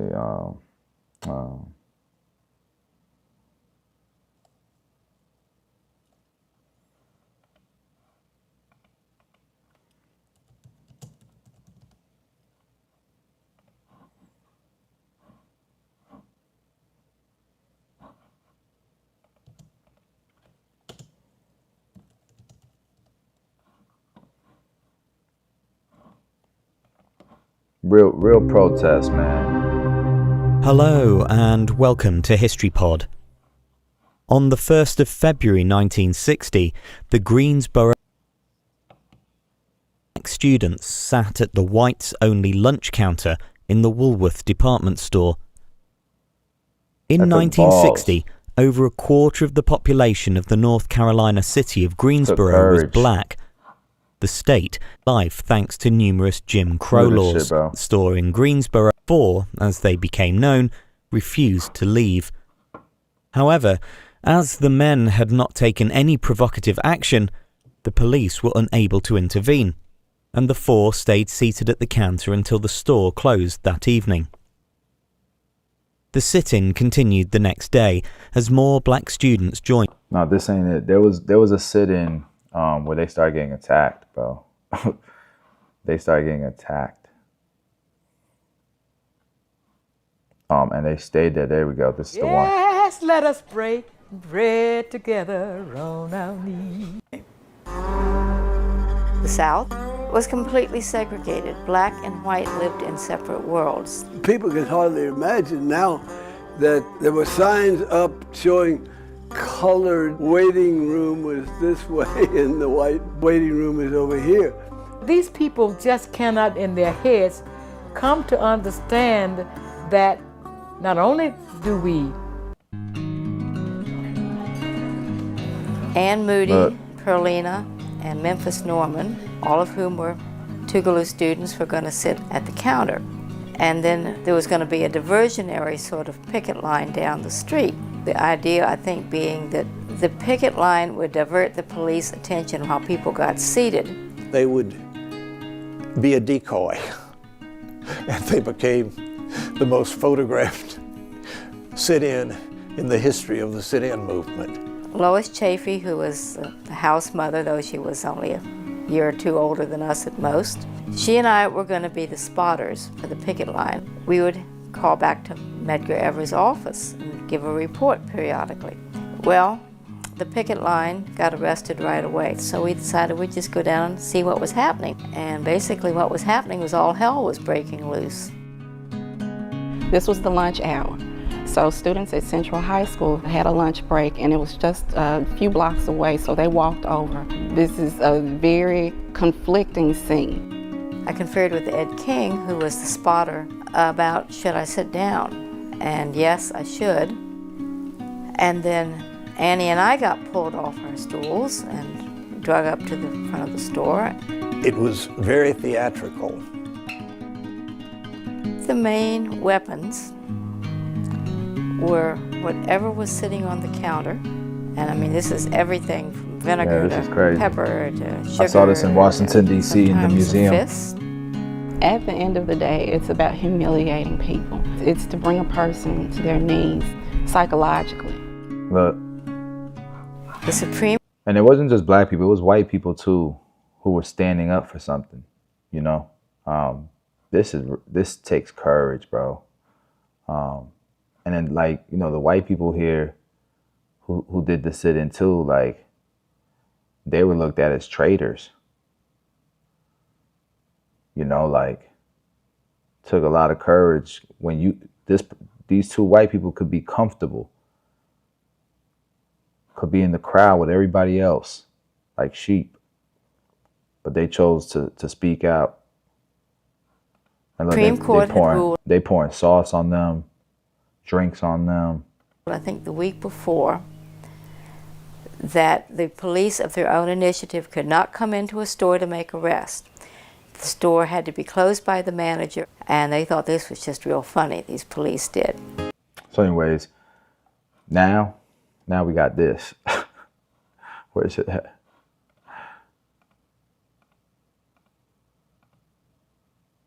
This is the Tesla protest in New York City. We got the Tesla dealership down here in the meatpacking industry, bro, where I used to go to nightclubs and rail lines as a young 15-year-old in New York. And now I'm here to buy my first car. There's a line? Is this everyone in line to buy a car right now? No, they're in line to find Jesus so they can get to heaven. What's everyone doing here? Protesting. they're in line to find Jesus so they could get to heaven. She said. Elon Musk. What is it? Because like there's new features in the car they don't like, or what's the? Wait, do you know where the entrance is? Entrance. Yeah. How did I get in there? You want to go inside it? Yeah. You gotta ask a cop or something. It's a whole party in support of the self-driving is finally here. What's going through your mind? I'm just watching these people dance. We love self-driving. Yeah, we love it all the way. I'm cruising. Who he has traumatized. Guys, Tesla shares are down 30%. Tesla shares are down some construction. I'm gonna have to get a job. Should we have tax credits for electric vehicles? Too pretty to be here. Oh, thank you. Yeah. Are you protesting? I'm just stopping by. But You're just stopping by. Elon Musk. Yeah. What about him do you not like? So wait, am I gonna be videoed right now? Yeah, if you don't mind. I mean, I think he's a fascist. Yeah, but should we really be giving gorillas in Botswana condoms?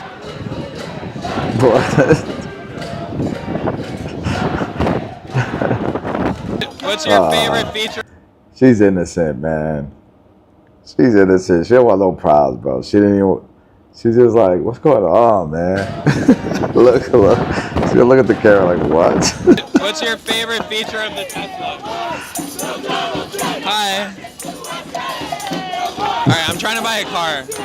This is a problem when you don't go in disguise. Yeah, it's harassment. You're harassing me, bro. It's against the law, bro. You're a joke. Get out of my face, bro. Get out of my face, bro. Yeah. He's harassing me. He's cool. I am a real police officer. Yeah. With a firearm. So harassment's illegal. He's allowed to be. I'm allowed to be. You're not allowed to be right. You're not allowed to stalk people. What do you have against electric cars?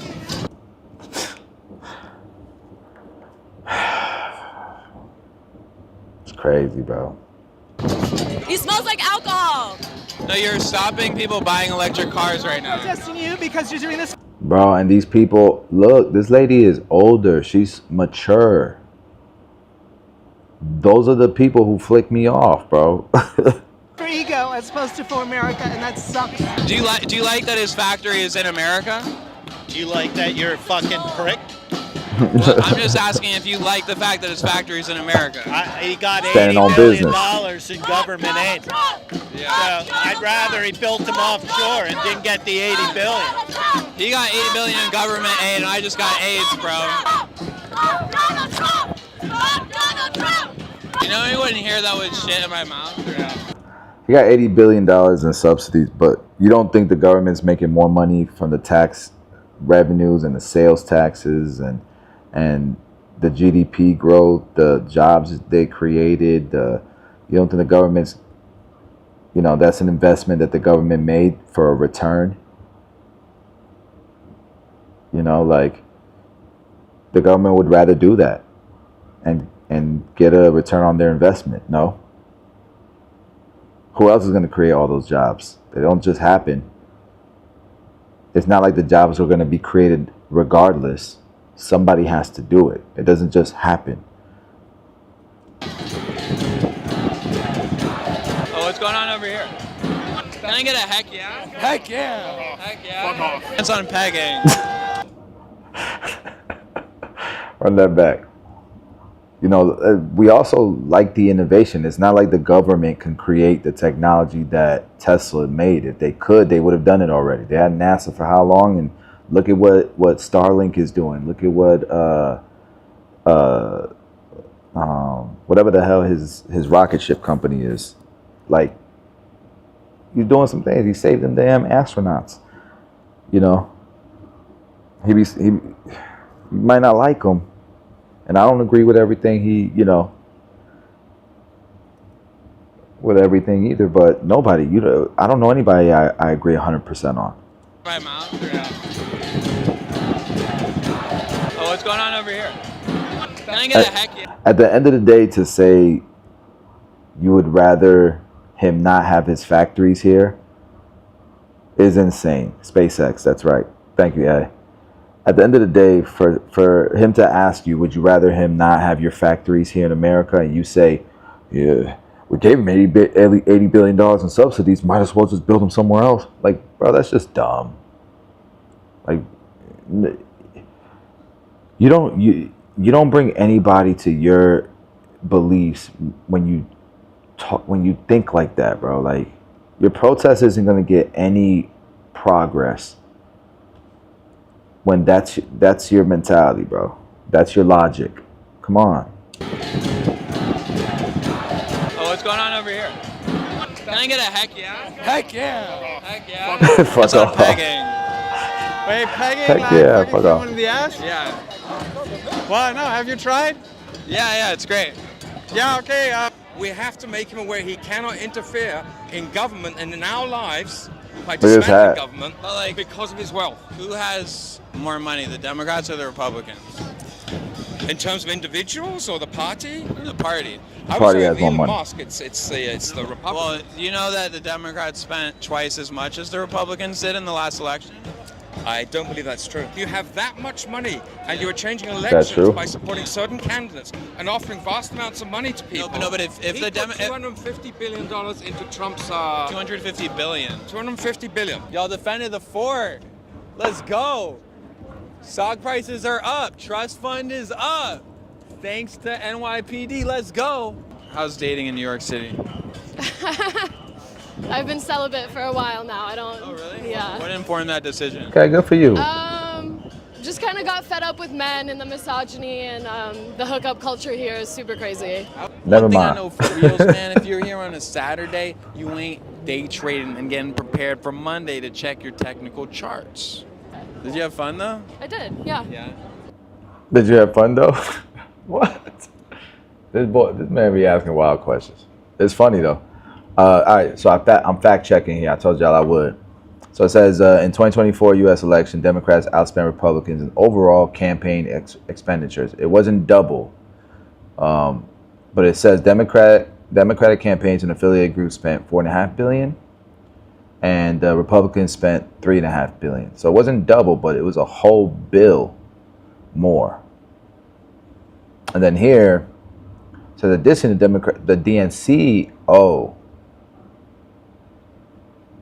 Yeah, so the DNC spent 365, which was 100 million more than the RNC.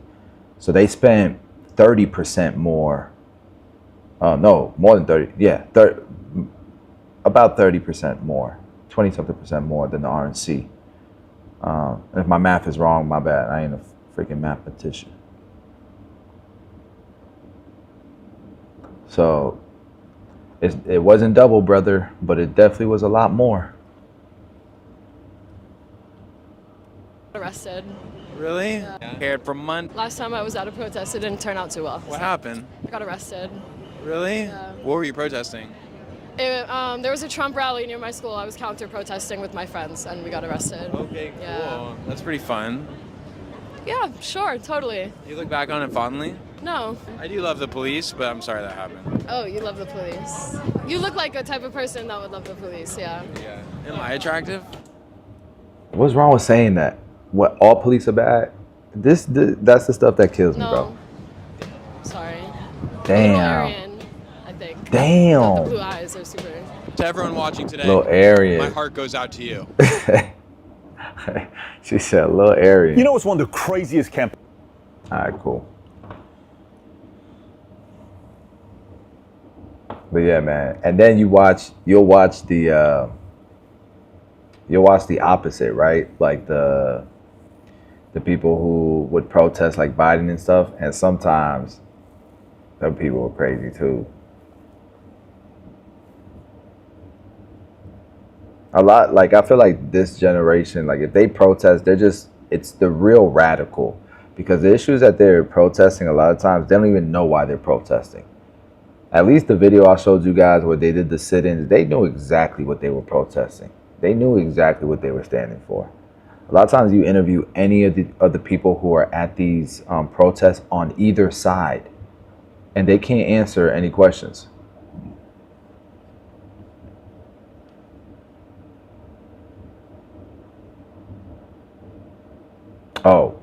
wanted to watch this video. So do you guys know who Fresh and Fit is? So early on when they started their channel, you know, I used to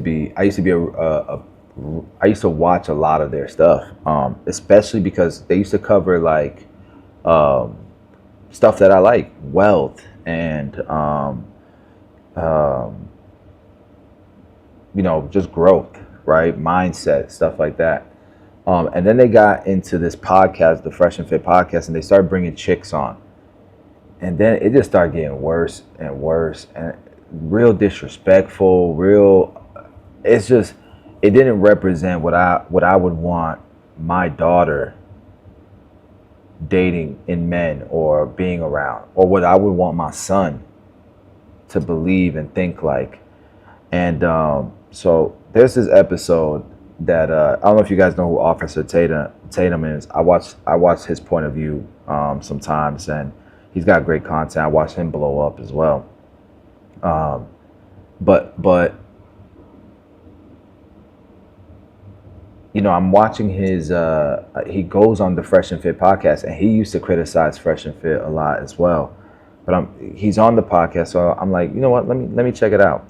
And I watched this clip, and I'm just like, bro, men are lost. Men are lost. These men are lost these days, bro. It's embarrassing. But let me play it for you guys, so you guys can see what I'm talking about. Let me get closer to the part. There you go. I'll play it right now. Those last 4 people. Still, at the end of the... Who are you referring to? 4. Yo, come on, okay. Last Myron doing political content, I probably would have never found your content. I appreciate you for expressing your political views. Keep doing what you're doing and keep cooking these liberals. Ladies, who'd y'all vote for in the last election? All right, we might as well ask this question. That's interesting. First? Trump. Okay, wrong. Wrong. Germany, but I wouldn't have voted for Trump. You wouldn't have? No. Okay. Yo, come on, okay. No. All right, same thing.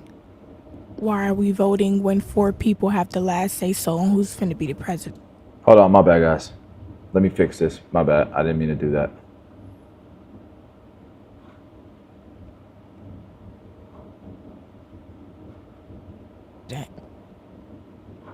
Hold on. Let me fix this.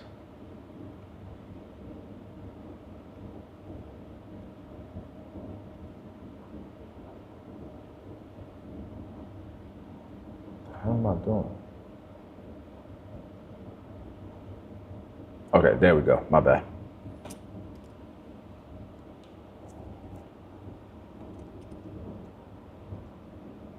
Vote for it in the last election. All right, we might as well. Myron, I'm glad that you made it work.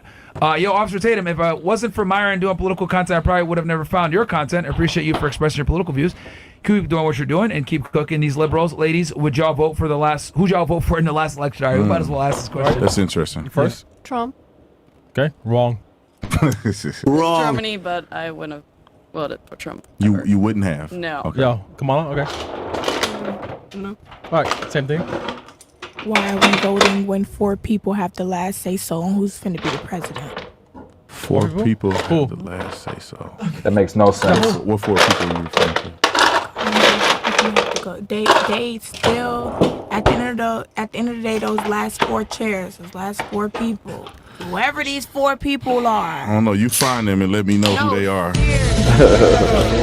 I'm serious. Okay. So y'all can say. Wait, who are the 4 people? Wait, I'm so confused. Figure it out. Wait, you're saying there's just so I make sure. Hold on. So you're saying there's 4 people that actually elect the president, so voting is futile? All right, so who? Okay, can you tell us a little bit about who these 4 people are? I mean, I'm curious. I mean, I'm not finna sit here and act like, oh, I know. But I know. This is what I mean, like people just regurgitating things that they see on TikTok, on Instagram, on clips, and they'll go and protest if their friends are doing it too, or they'll comment stupid shit on Instagram and talk shit about people and cyberbully people with, like, she really believes this, but she can't answer no questions. So yeah, she put herself in this situation, and she's only 18 years old. She's young though. Like, at the same time, she's 18, and the men in here are in their 30s.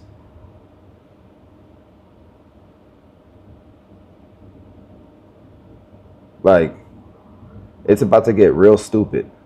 I know that much, you know, like there's really no reason for us to vote, because at the end of the day, whoever they want to be president is going to be president. Just admit you have no idea what you're talking about. It's okay. Our vote, no, I do know what I'm talking about. Four Our people votes is don't insane. matter. Prove him wrong then. Our Four people votes is don't insane. matter. I'm not about to go back and forth. I Wait, said what four? I said. Our votes don't matter. You can move on to the next girl. But Like, at the end of the day, if you truly want, if you're truly asking her this question out of good faith and you want discussion, why y'all laughing at her and stuff? She's already in defense mode because she is live on one of the most popular podcasts on the internet, and y'all trying to embarrass her. So she's already in defense mode. If you truly want her to grow and shit like that, and you want to educate the audience, and you want, you know, if this is truly about helping men grow, but helping women see men's value, like, this shit is not productive. But Move wait, on to the next girl. Wait, but you are mentioning it though, so can't mention it. I just said it. Yeah, it's for me to but be said. he wants to know, like, as the the hosts, the guests, like say, and, like, and I just told him to what? I said I'm not going to sit here and act like I know exactly what I'm speaking on as if I'm completely you're wrong. educated, but I know that much. I do. All right, so who? I do. I know that much. It's Well, for how people. about this? Hold on. I'm not about to. This guy right here is such a clown. This guy is such a clown. Watch the clown shit he's about to pull off. And the dude is definitely in his 30s. Boy, wow. Go there with y'all. I'm not finna put. I don't want no camera time. I don't need it. Okay. Y'all trying to give me that. No, wait, Dina. You just said something that was ridiculous. I just know it's not ridiculous. You it's mentioned true. it though. All right, let me ask you this then. Fair enough. So just so I make sure I have this right, you're saying elections don't matter because there's 4 people that are the decision makers. Fair. Though you don't want to name who they are, can you at least tell us, like, maybe where they're from or what department they're in, or Listen. can you tell me that at least? You don't got to name by name, but like, or maybe where they're from. I didn't even plan. Listen. I said what I said. I get it. And you know, I think his name is Myron. Myron he seems to trying to reel it all in, like, and he's trying to get her to actually answer the question, because it sounds like he's genuinely trying to get back to just discussion, but she's already in defense mode. It's already done. And watch how that dude I told y'all is a clown, it's because of him that it's already done. That dude does not need to be at this table. Watch what I'm talking about. Yeah, but humble yourself to know. It makes no sense. Listen, how y'all like. But no, just humble yourself and say, I don't really know. I just said that. Can I say this? Just humble yourself and say, I have no idea what I'm talking about. I don't think elections are fair, and I don't think we have say. And then you can go with that. When you start saying there's 4 people, and then you said Congress and all that, it's kind of pointless for you to do that. So don't do that, because I don't want you to go out in front of somebody serious and say there's 4 people, and because they're not going to take you serious. Okay. Yeah. Okay. I'm looking at the screen, but yeah. Okay. Wait, is that water or tequila? It's water. And look, she's like, okay, I already said that. Yeah, okay, I agree. Pretty much she agreed. So she shouldn't have spoken on it. She doesn't know that much about it. She just said that. Cool. And then watch what the clown does. Okay, because like you. No, I was laughing at the screen. Okay, cool. Okay. She can't vote. Wait, what? Like, fuck what? Hey, listen. I'm your nigga, all right? So relax. I'm not. Hey, yo, don't swear at me because I heard that shit. You know what I'm saying? Like, I said. said. You said what? You said fuck. The fuck? Because you asked me what. I don't care. Like, no female is gonna swear at me, all right? Swear at you? Yes. The fuck? They heard it. We heard it, all right? You asked me was it tequila? Yeah, but don't the fuck me, all right? Because like, that hurt your.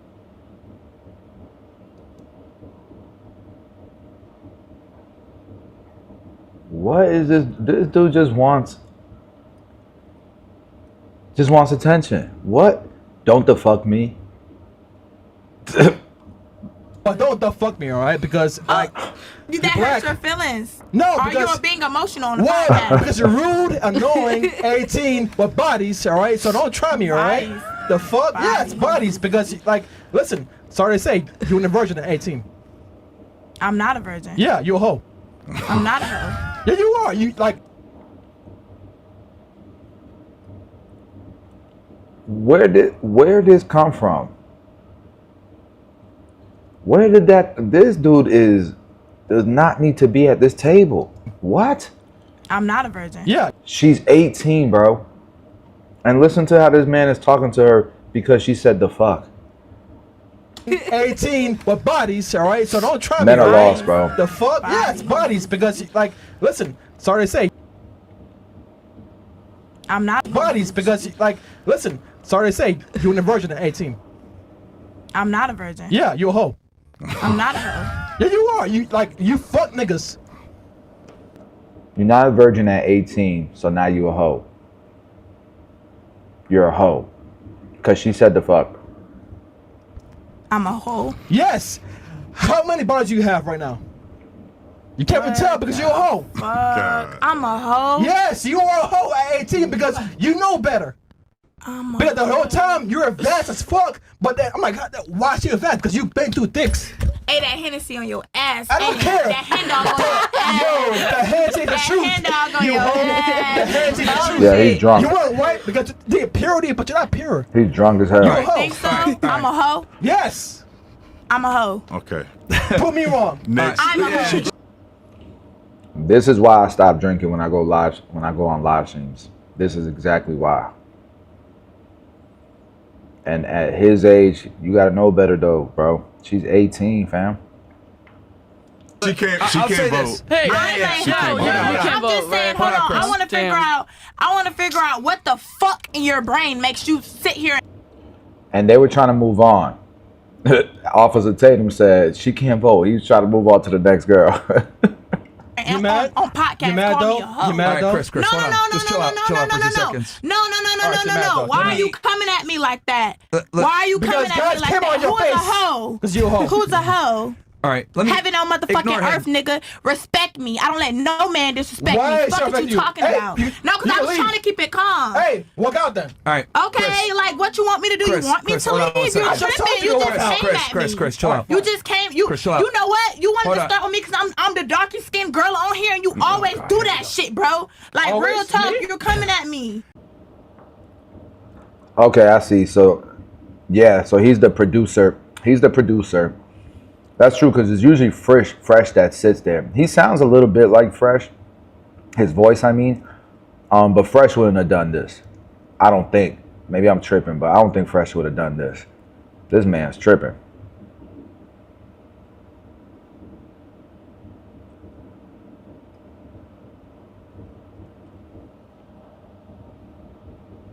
All right. What Let the me, fuck? Just No, relax. he just really No. trying me on some shit, bro. Yeah, but how you respond to him is on I don't know you. that Don't respond to him. Bro, that shit is weird, listen. bro. But bro, at the end of the day, this is somebody's daughter. That could be my sister. You know, I would have crashed out. And you know he wouldn't be talking to her like that outside the studio. If she was around her brother or her pops or some shit, like, what's wrong with these dudes, bro? No respect for women. And I hope people see this shit and they see it's whack. Bro, why if you is he feel like coming you, at me no, like that's that? fine. If you I'm a hoe. listen, and all this other shit. Where did you? How? Prove it. Where's the proof? Put it on the table. Your body count. Listen, if you listen, if you don't feel that it's true, don't react to it. Right. Like, He's bro, just trying to act I like don't care. Let me, You just Don't let it talking. upset. I don't know about that. No man, not one single man there would have not reacted to that disrespect when it's a live stream and there's thousands of people watching this. You're gonna protect your name. If it was in a private setting, yeah. But like, you right in front of me talking to me crazy like that, you can't. I don't know too many people that would just ignore it. I would say something. I wouldn't crash. I wouldn't be like flipping out like that. If he's drunk like that, she just honestly just embarrass him. Yeah, you just drunk. You drunk as hell. You should be embarrassed. You're not embarrassed being drunk on this live stream talking stupid. You sound so dumb. Like that alone would have just dude would have hushed up with that type of response. But she's getting real emotional as well, and that's not gonna help. So, Officer Tatum got a point. Upset you. Crazy, She has an and for opinion. me to be, and then for you to sit here and say, "Yo, you 18?" Da-da-da. Oh, Yeah, you're I'm allowed to 18. talk right now. I'm man. 18. All right. Look. Here's the him, thing, right? The reason why there's a little bit of confusion is because you said some really smart stuff earlier in the show. Like, you actually were very up on a lot of things. But made when a lot he of- get, I'm a whore. Hold on, let me just finish. Don't worry about him. Yeah, you made a lot facts. of astute observations. So when we asked you this question, petty as fuck. we were expecting, like, I guess a more articulate answer. That's why we're kind of surprised by the disparity. Because, like, you gave really smart insights before. So, like, when we asked you, hey, what do you think about the elections or who'd you vote for? You said, hey, there's 4 people. Let me just finish. When you said, hey, there's 4 people that decide everything, your vote doesn't matter. That's why we're like, okay, well, we're interested. Like, you made some smart statements earlier. Who are those 4 you think? That's why All we're right, confused. can I say something? Sure. Okay, with me being 18, like I just said, women have a problem not listening. Like he just said, I said I'm not educated on everything. Exactly how I'm supposed to be. I'm not saying I know everything. I'm not coming on here trying to act like I'm popping it or I got all my shit Bro, together. this is a or I night and day know difference, this, man. This or is I a know night and day that. difference, bro. Like, But we're just Like, what the confused. hell? We're just Night confused and day. because, like, you made a No, the but reason why. the only thing Hold I'm on. mad about Hold is on, him hold coming on. out his name Hold to on. call me Ignore a him for now. whore. Ignore him for a second. All right, Mark. go Okay, ahead. just ignore him for. Honestly, the fellas there should have said something about that. Like, that doesn't make you a whore. He was wrong for that. But so can we move on? Like, can we move on? Just kind of kill that. Make her feel, because was obviously tripping, right? Ignore him for a second.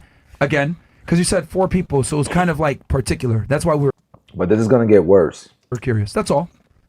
And I think everybody else here was curious too. All right, We're chat. so W. past Henry Chris, that. man. Let's go, man. Hey, listen, man. I knew you was holding shit back, man. Yeah, look at the comment sections. Some of them agree. Some of them are saying Chris, but like, look, expose L Chris out of nowhere. But then some people are like, man. Let's go. I know Frank Castle is like supposed to be the thing, but that's a Myron thing. Oh, And man. so a lot of times Myron's right when he does. Hey, it, but listen, man. this dude's tripping. I knew. L Chris, stereotypical. W, honestly, like some people are You was actually holding agreeing shit with back, him. man. People are actually agreeing with him, and it sounds like he's about to double down. Chat. so W. past Henry that. Chris, man. Let's go, man. Hey, listen, man. I knew you was holding shit back, man. You can't fool me. All right? Because, Holding what back? He looked at the chat at the perfect time and saw this W Henny Chris, yeah, and then that was it. That was the green light. Watch. Back. because I exposed your nature right now. Expose my nature. You popped off. Yeah, because you really had me fucked up. If you're not a I'm not hoe, someone don't that say can you a hoe. disrespect. No, it's just how you, like, that was out of nowhere, though. Come on, y'all. Let's be so for real. Like, that shit was so out of nowhere. All right, let's move on. No, you calling me a whore was out of nowhere. I don't mean to be big brother or somebody daddy No, on a the show, whore. but listen, hold on. Clearly, Fuck. you guys got into it. He wanted to trigger you, and that's what he did. If you are not a whore, then you don't have to respond to it. If you hold on, let me finish. I look at the chat, and people say all kind of crazy stuff about me. How many times do I care? I do not have to respond to what people are saying because I know what the truth is. I understand you felt disrespected, but at the same time, you have to understand how to block out what somebody's saying if it's not true. Now, Bro, Tatum, I love you, bro. But if Chris looked at you and said, bro, you a simp, you're not going to say nothing. You're just going to ignore him. Yo, Tatum, you a bitch. You just going to ignore him. Yo, Tatum, you a liar. You dumb. You just going to ignore him. Come on, man. Stop that, bro. All y'all got to do is say, look, he was out of line. That was out of nowhere. Can we move on? Don't give him the time of the day. If you're not a hoe, don't give him the time of day. Let's move on because It was out of nowhere. It's all good. Now, if it's true, that's something you got to deal with. But if it's not true, let somebody be petty if they want to be petty. You don't have to respond to that. And I wanted you for the show. right, Like, I'm petty, right? Girls, did I want you girls, right? You did say it's petty. I fucking want the girls. all right. Yo. Okay, so you're gonna just leave it there. 4 people. Fuck? All right. Okay. Yo, All right. Mario, be We'll nice go to right now. Germany. Be nice right now. Go to Holy Ger- shit. I mean, hey, man. Yeah, hey, man. Yeah. All right, leave, bitch. Look, he All keeps right. going. Look, leave, bitch. No. All right. Yes, because you're a bitch. Leave, bitch. Like, what? Bro, she's 18, bro. You got it. You ain't never been slapped. You loud, you crash, whatever. Yo, get out, one of the guys just get one out, of the man. I guys. say get out, man. No, Get out, man. just I don't give a fuck, man. If hey, she just loves calm her fuck, down. man. Calm her down. Just No. calm her down. Get her out, man. I don't give a fuck, man. Calm her down. No. Get out, Well, man. yeah, we'll get her out, but Yeah, calm her yeah. down beforehand.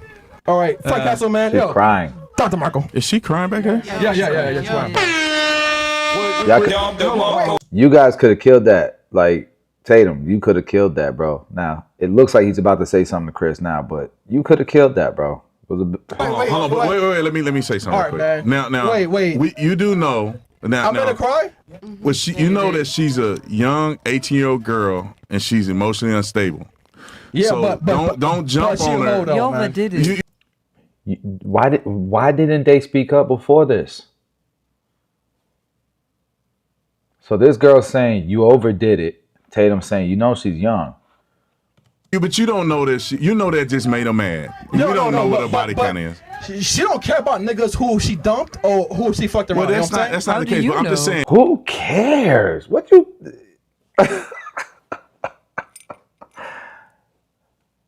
Bro, it's a bad look for dudes, bro.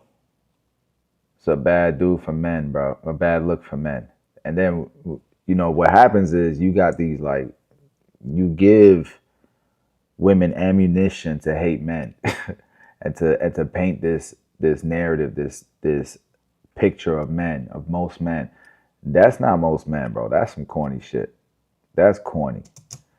Goofy, bro. Saying for you, man. You got listen. I'm on this show. All right, go ahead. I can't just sit here and just not say anything, man. I really do believe that you're right. she's 18. She's a young girl. She's emotionally unstable. You know you was whooping her, and you know she couldn't handle it. But then when you keep going, it's just gonna make her worse. So I just don't think that was the right thing to do with that young girl. I mean, like, you're right, but like, she has one of the. I just don't think that was the right thing to do with that young girl. This all could have been diffused. Speak up earlier. This right now. Yeah. But when she's 40 years old, then it's like, damn. Here, like, look, I get it. I'll but just you being feel like me? impartial here. Like, Bro, you didn't do stupid shit when you was 18? And you 40 now and you still doing stupid shit. Damn. she made a very particular statement. She said smart things earlier in the show, so we were all confused by the disconnect. Like, you made really smart statements earlier. Who are these 4 people? I'm interested. I actually wanted to hear what she was going to say. Yeah, it's unfortunate she went out. I believe Myron, but Myron seemed like he was genuinely trying to get a question out of him. But y'all needed to diffuse this shit, or you wasn't gonna get nothing. This dummy head was already was acting like a kid. You were trolling her a little bit harder. Yeah, I was. Yeah, but like, yo, I want these girls, right? Yo, girls, like, I'm very petty. Don't mind me, right? Correct? And then yeah, girls. But it's like, but she went off. It is what it is, bro. We'll move on. But look, I get it. You trolled her a little too hard. She couldn't take it. It is what it is. But we were all confused. Like, bro, come on, man. Like, tell support. Yeah, it was kind of weird that she said a lot of things that I thought was thoughtful, and then the 4 people, you know, that's just, I just try to help her not to say that. Of course. If you don't know, just say, man, I don't really know, but I don't trust the elections. But like, Brian, like You think them girls want to be there? They seem like they uncomfortable. I don't know. End of the day, it's what it is. You know, it's like, you know, like, she was nice, but like, now, like, you see why she's single, right? Like, she's 18. Once again, like, I've taught kids for 5 years, right? Like, you know, she, like, the way she's going right now, like, it's.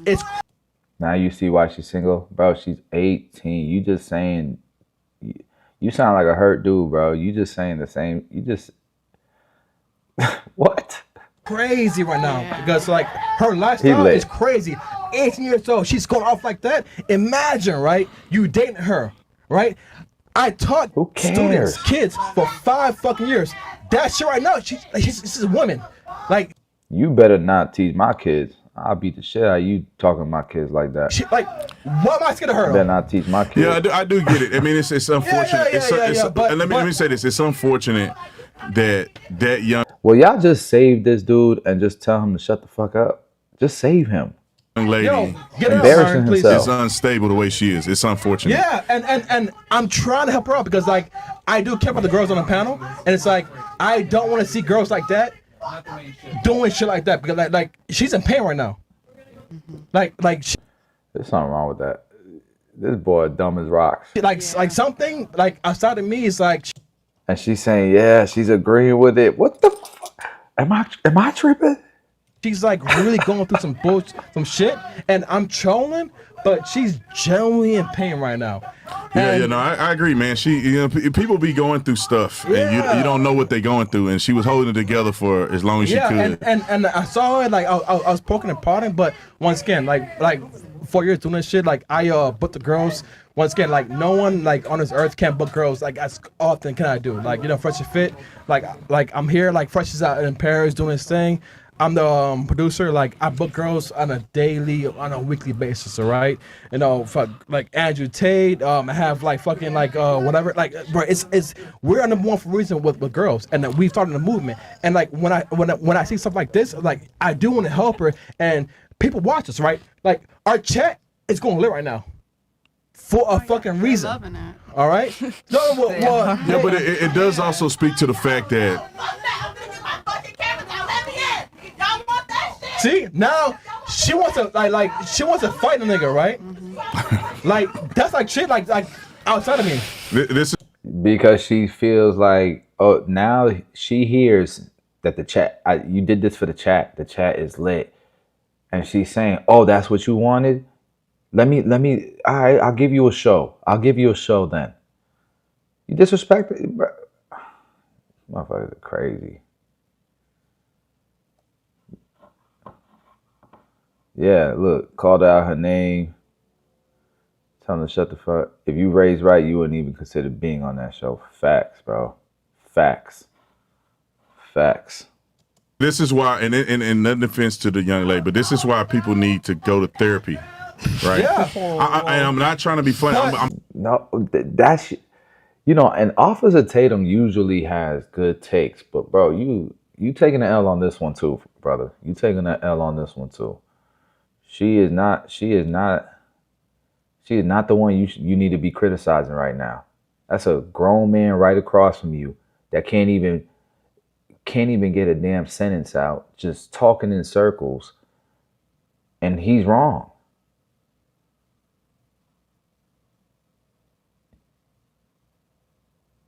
Like, the whole situation could be diffused if we just call it what it is. But this girl feels like she's fighting for her life to defend herself because she's 18. She cares about her. She's trying to grow. We was just talking about status and how important that is to people. She's trying to make a name for herself. She's a child. She's 18, bro. She's coming up and she's trying to gain respect as an adult. And you go embarrass her on a live platform, on a huge platform like this, and y'all in your 40s? Call it what it is. It was wrong. I'm being real. Some people are suppressing things that they're dealing with, and it comes out. Like Chris, like this dude right here in the, yes. When they get the button pressed. There's got to be something that's going on with her related to sex. She raised her hand with therapy, though. You know what I'm saying? Yeah, which is probably what she's in it, and then she needs to continue to do it. But anyway. He said, bro. I think we can continue to ask the questions of the voting. You can't vote in America, right? Yeah. But if you could, who would you vote for? Based on the knowledge you have. I don't know. I didn't. All right. I don't even want to watch this no more. I think that was enough, y'all. Lord.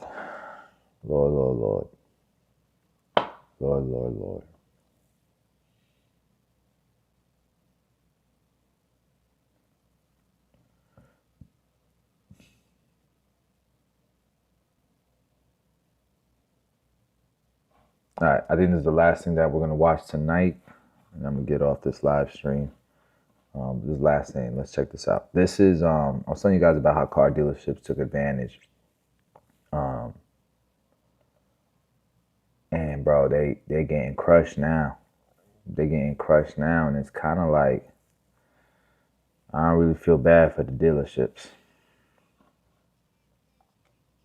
It'll be completely full. Even their overflow lot is going to be completely full. They are filled with overpriced inventory that they simply can't sell. Even with a little discount from the manufacturer, a little rebate, and a little dealer discount, it's not enough. People are saying, I need more discounts. I need 20, 30,000 off some of these pickups because they're so dang expensive. And we all know dealerships showed their true colors over the last few years with all the market adjustments and stupid charges. That's the biggest problem. Also, manufacturers raising the price on top of the dealership adding all the BS. So you got to think about it. The dealership screws you over so bad, and I don't think people understand how bad they do. Most of the stuff that dealership adds provides no value at all. Nitrogen-filled tires, all this stuff that's just a complete BS scam. And the worst part about it is people think they got a good deal. They go through the finance department, they buy all the warranties, and they say the dealership treated me so nicely. Yeah, it's because they made 10 grand off of you. Try to go through the finance box without buying any products. They turn real quick from a nice person to not so nice. Especially if you're a cash deal, not financing, not buying any product. Generally, it can be pretty quick, but it's definitely not a happy process. The finance guy is not happy to see me. But you have to understand, when you finance through a dealership, you fill out that credit app. Most of the time, they're raising the rate on you, so they get you approved at 8, but they're going to show you 10%. And they get a spread of the difference from the bank. It's an additional profit driver for the dealership. That's one of the most scummy ways to make money, is to raise the rate on an interest rate that's already approved by the lender at a certain rate. It's crazy. And if you buy any warranty or any gap coverage, they're going to tell you maybe if you negotiate, Yeah, so one thing I wanted to cover, like, sometimes they give you a discount on the vehicle if you use in-house financing. That's because they're adding a point or two onto your interest rate. You're going to pay way more than whatever they discounted that vehicle for. So if you got a better rate in-house, stick to your in-house finance. I mean, not in-house, but with your bank, get pre-approved at your bank first, so you know what kind of rates we're looking at here. I'm giving it to you at cost. I call BS on that. You're paying probably double or triple what it costs. And as vehicles continue to rise, people are financing their car longer and longer. We already know 84 months is all over the place, but when are they going to start doing 96 and all this stuff? It's going to happen eventually. And that's the craziest thing to me. And they're going to keep financing longer and longer, and it's going to be more interest. It's a bad situation. But finally, dealerships are getting maxed out because rates are high, prices are high. People don't make $1 million a year on average for these $200,000 Ford F-250s. Like, for real. That's how crazy these prices are. So now the dealership's not able to add their warranties or this and that because that's $150K. They can't add it on their payment. Their loan to value is only so much. They can only add so much to it. So it is definitely getting harder for dealerships to make as much profit as they were just a few years ago. Of course, they're not, but still, they ripped us off bad. And you got to realize what they add generally provides no value. And when they do provide what little bit of value they do, let's say they add a lift, wheels, and tires, which some people will say it does, some people will say it don't, but $20,000 in add-ons for that stuff. But if you do it yourself and you bring a Jeep with all the aftermarket parts, they're going to tell you it's worth less, but they do it and they want an extra 20 or 30 grand. So it's pretty funny. So as we still continue to see 2023 still on the lot, and there's a lot of 2024s, and they continue to sit for 3, 4, 5, 6, up to 700 days on the lot. They're finally getting a taste of their own medicine because they took advantage and now they're screwed. Now they're stuck with that inventory. Now there's going to be plenty of people that continue to buy because honestly, it's so easy to get a car loan in the United States. But as the dealership fills up, I remember during the pandemic, a regular Jeep, I'd look at the sticker, and then they put like market increase or something like that. And a regular Jeep, bro, not even like some extra add-ons and all like that, was going for 100 grand. It was insane. Like it's a $50,000 Jeep going for 100 grand, bro.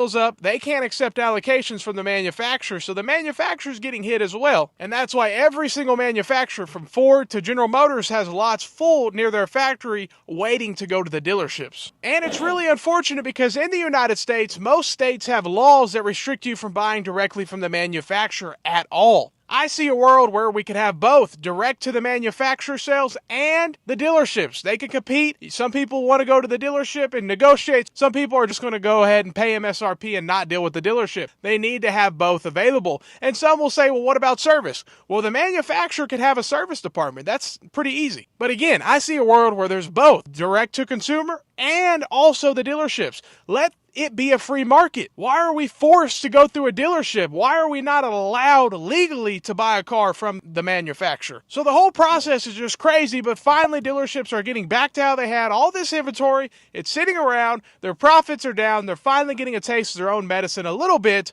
but they need a lot more. Because it doesn't scale. It doesn't scale well. I mean, I'll be honest with you. You don't have to deal with getting scammed when you buy a Tesla. But they don't have as many service centers, and they're trying to catch up with service centers. But let something go wrong with your Tesla, you're gonna have to wait a month to get your car looked at.